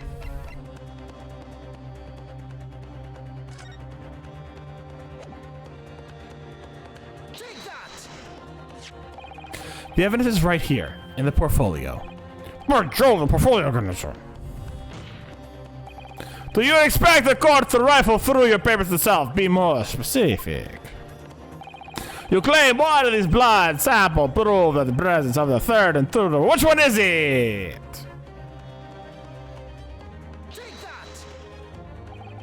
What am I looking at here? It appears to be some green paint over such a bullet hole in the middle of the calendar.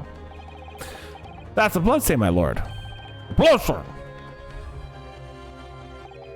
Green blood! Curious even for you. Does the court understand the intruder of some inhuman creature? It's something developed by Mr. Herlock Sholmes. By the great detective!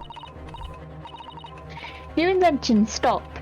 Not yet appeared in stories, stop. It's this, CC. It doesn't have a name yet, though. This fogger sprays a chemical that reacts with different elements of people's blood to change its color. Different elements of people's blood? Yes, everyone's blood is slightly different, you see, because it's made up of different elements. So by seeing what color it changes to, you can tell in the flesh whose blood it is. Oh, that brings a whole extra dimension to look at blood. Talk of blood in courtroom, stop. Very exciting, stop. Chill! As an example, this one shows the blood of the victim, Mr. Winterbank. Oh, strike him! Strike him! Yes, so you see the green color of this bloodstain on the calendar shows that somebody was shot in the main part of the shop. Hold on there, young man. Could it be for some unrelated incident, couldn't it? No, it's not unrelated. The day showing on this calendar is the day on which Mr. Winterbank was killed. By golly! Therefore, we can assume that whoever was shot on the same day. And whose blood is it? Well, the Skulkin brothers in the stand don't appear to be suffering any gunshot injuries. Which means it must be the blood of someone else, the third intruder, in fact. Whose identity? The court is still waiting to hear. You cannot delay any longer, my learned friend. Who is the alleged third intruder?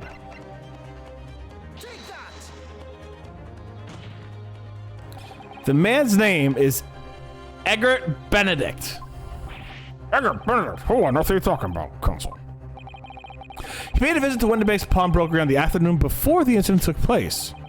When the accused attempted to deceive the pawnbroker into releasing this article into her possession. That's right. The man identified by the defense, Mr. Egbert Benedict, then attempted to take the article from the defendant by force.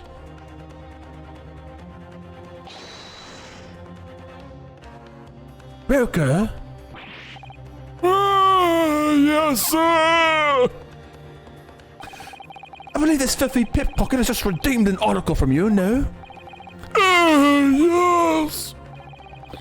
The article in question belongs to me. I demand it for it to be returned at once.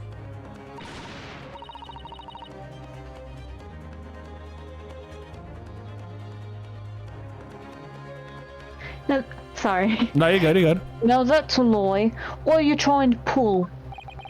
Give me back my overcoat, you rascal, and needless to say, any music box disc too. Inspector Gregson was there at the time and can attest to what happened. In the end, it was the inspector himself who took the disc.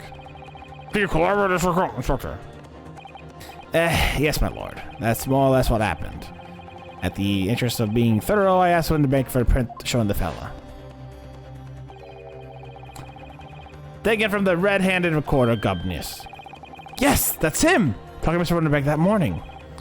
You clearly heard what accomplishes. Well, Mr. Insulkin. I've never seen the geezer before in my life. Oh, my life, God, oh, my life, never seen him. Well, some witness, as it appears, witnesses disagree with the assertion. I'm sure your lordship recalls my learned Nipponese friend's actual assertion, which was that he could prove the identity of the alleged accomplice. Yes, and I can. Then shows the evidence. I agree. We must see proof that the clean-cut gentleman in the photograph is the filthy criminal you say he is. This is the last piece of evidence. I've had a feeling that something like this has been missing from this trial from the very start. But now, I'm going to drag it kicking and screaming into the courtroom. We represent your answer to the court then, Consul. Yes, my lord. The defense will present the evidence now. Prove that the man in the picture in the photographic print was in fact the person who struck by the third bullet.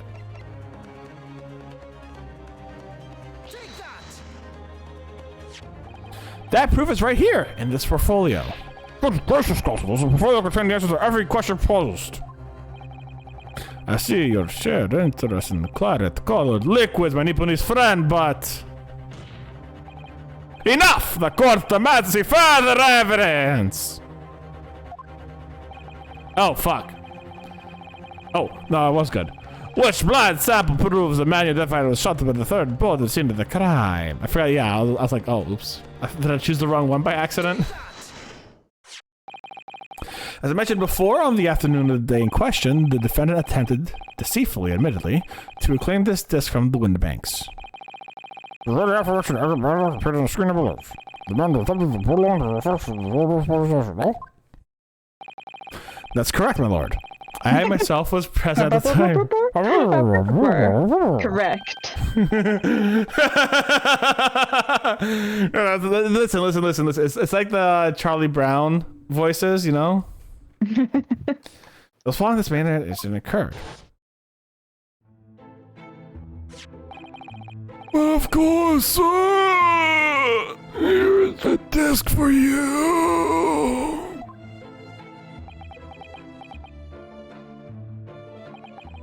Very well. Then I shall bid you farewell. Say goodbye to style. Wait a minute. That disc is mine. Oh, what do you think you're doing, you little trump? You've drawn blood, you filthy animal. Being a music box disc has countless small but sharp metal protrusions all over its surface. These protrusions caused Mr. Benedict's finger to bleed, and thus resulting in a smear of blood is still visible on the disc now. Goodness, a blessing is it. My assistant and I have just analyzed the bloodstain here in the very courtroom. Using my trusty Fogger gun. Yes, and we added the results to the portfolio. I say! That's the maid, it's you. Oh, right. Jar 2 is the girl. It's green. Is that also me, or is Yeah, that that's the tappy It's tap. exactly the same color as the blood around the calendar. The evidence is conclusive! The man calling himself Mr. Egbert Benedict, who was at Windibanks earlier that day, is the accomplice who was present at the scene of the crime at the same night. So there's someone else there. Look at those two brothers now, they're sweating buckets. Oi, who you think you're talking about? It's boiling here. My lord, it is the opinion of the defense that Mr. Egbert Benedict should be summoned to the courtroom to testify. We're soon never going to ill afford to ignore the gentleman's apparent presence. This has gone on for long enough now, this flagrant ignorance of mechanics of law. Hey, Loch Sholmes, you say? Yes, I've heard the name. The protagonist in a series of short stories from the vulgar classes, a good detection of some such. And now you employ chemical substances devised with this fantastical persona in the highest court of the land. Do you expect us to take you seriously? The samples made by this plaything are not fit to be called evidence. So the bloodstain turned a shade of green. What of it? Here's to you successfully proving that no other blood in the world will turn the same color. Well. And pray do not even think of suggesting we should take Sholmes' word for it. Is he right? Mr. Sholmes' call box is a load of rubbish? I don't know. I mean, this is a great detective. What are you talking about? We can't let him go with that. I knew it would come to this. Of course, Mr. Sholmes' invention isn't going to be recognized by any official body. But what other choice do I have?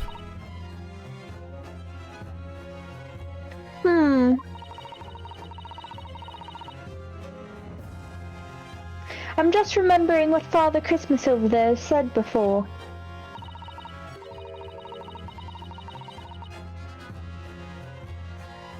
About how he was temporarily suspending the summation examination.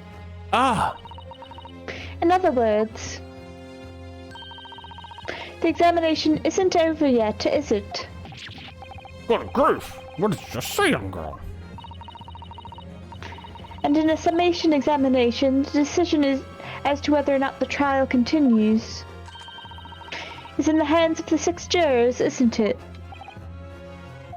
You bitch! So the way I see it is it doesn't matter what certain other people think of Hurley's invention. At least, not for now. Yes, she's right. And Lydia, of course, if you're smart. It really just comes down to one thing. I should become a lawyer. Whether these ladies and gentlemen of the jury are convinced by what you say, Bruno. Is that about right, would you say? Or did I misunderstand something? Unbelievable. Mr. Sholmes' partner is a force to be reckoned with. Iris Wilson, sharpshooter. She's a fucking sniper in the future. She's like an elite marine. They're fucking going like, I take down like 30 armed insurgents in the force. After a sleep session,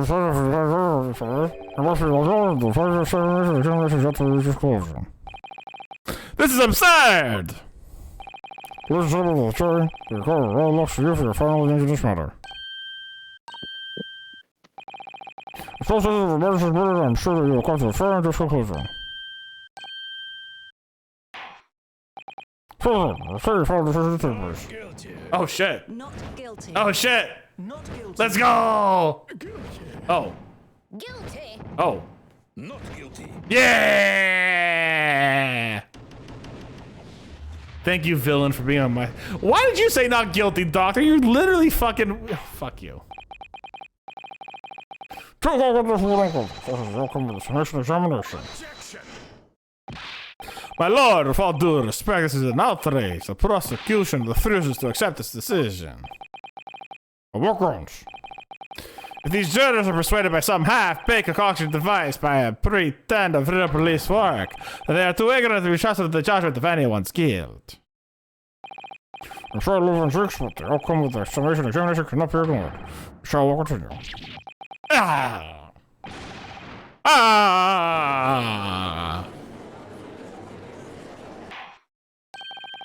Nevertheless, we find ourselves in a rather awkward situation. The defense has requested the subpoena of a new witness. But sadly, I fear that this will be impossible. What? The gentleman accused himself, Edgar Benedict, is quite clearly false. I don't believe it. Just when I managed to prove the man was there that night. Could I say something? Oh, yeah, please, go so. Oh. It was me, my lord. Juror number 5. What were you saying, madam? If possible, Inspector. Me, ma'am?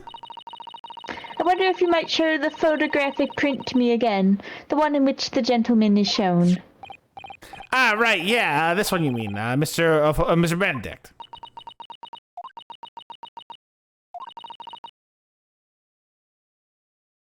Yes. There's no doubt in my mind. Juror number 5? You don't mean to say you know this man? Yes, I know him. It's my husband. What? No! Good gracious! Is either her husband or her son? Order! How on earth? I am a communications officer. Stop. As you can clearly see. The gentleman in the photograph is... Stop. Also a communications officer. Stop.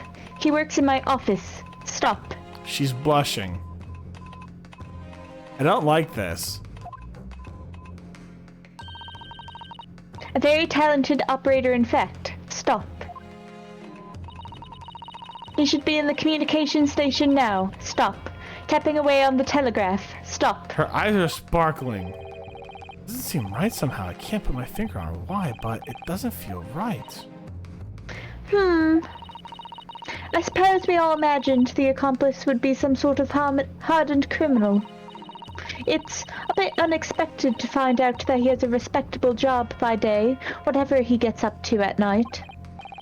Yeah, I suppose that's it. I suppose that's why I felt something was wrong. The jurors in the communication station should be able to obtain him within the hour.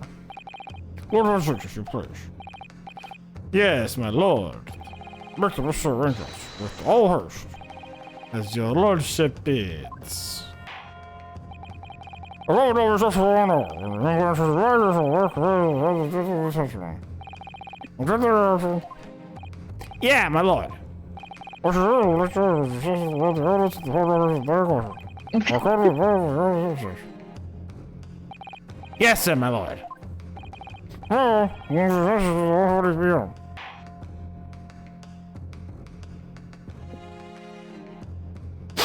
I'm shaping up his voice to be so much better. You know, making it so much more like listenable and not in the script whatsoever. I think that's a perfect place to stop for the night. Yeah, sounds good. All right, guys. I want to say thank you very much for joining on with me today. I had an absolute blast. We are gonna raid Son. We are gonna raid. Oh shit! Winter's playing Fortnite. All right, we'll go raid Natural Winter. She's playing some Fortnite. Yeah, really about it, honestly. If you guys enjoyed this, make sure to leave a like, subscribe, all that good stuff. I'll see you later, YouTube. You have a good one. Bye.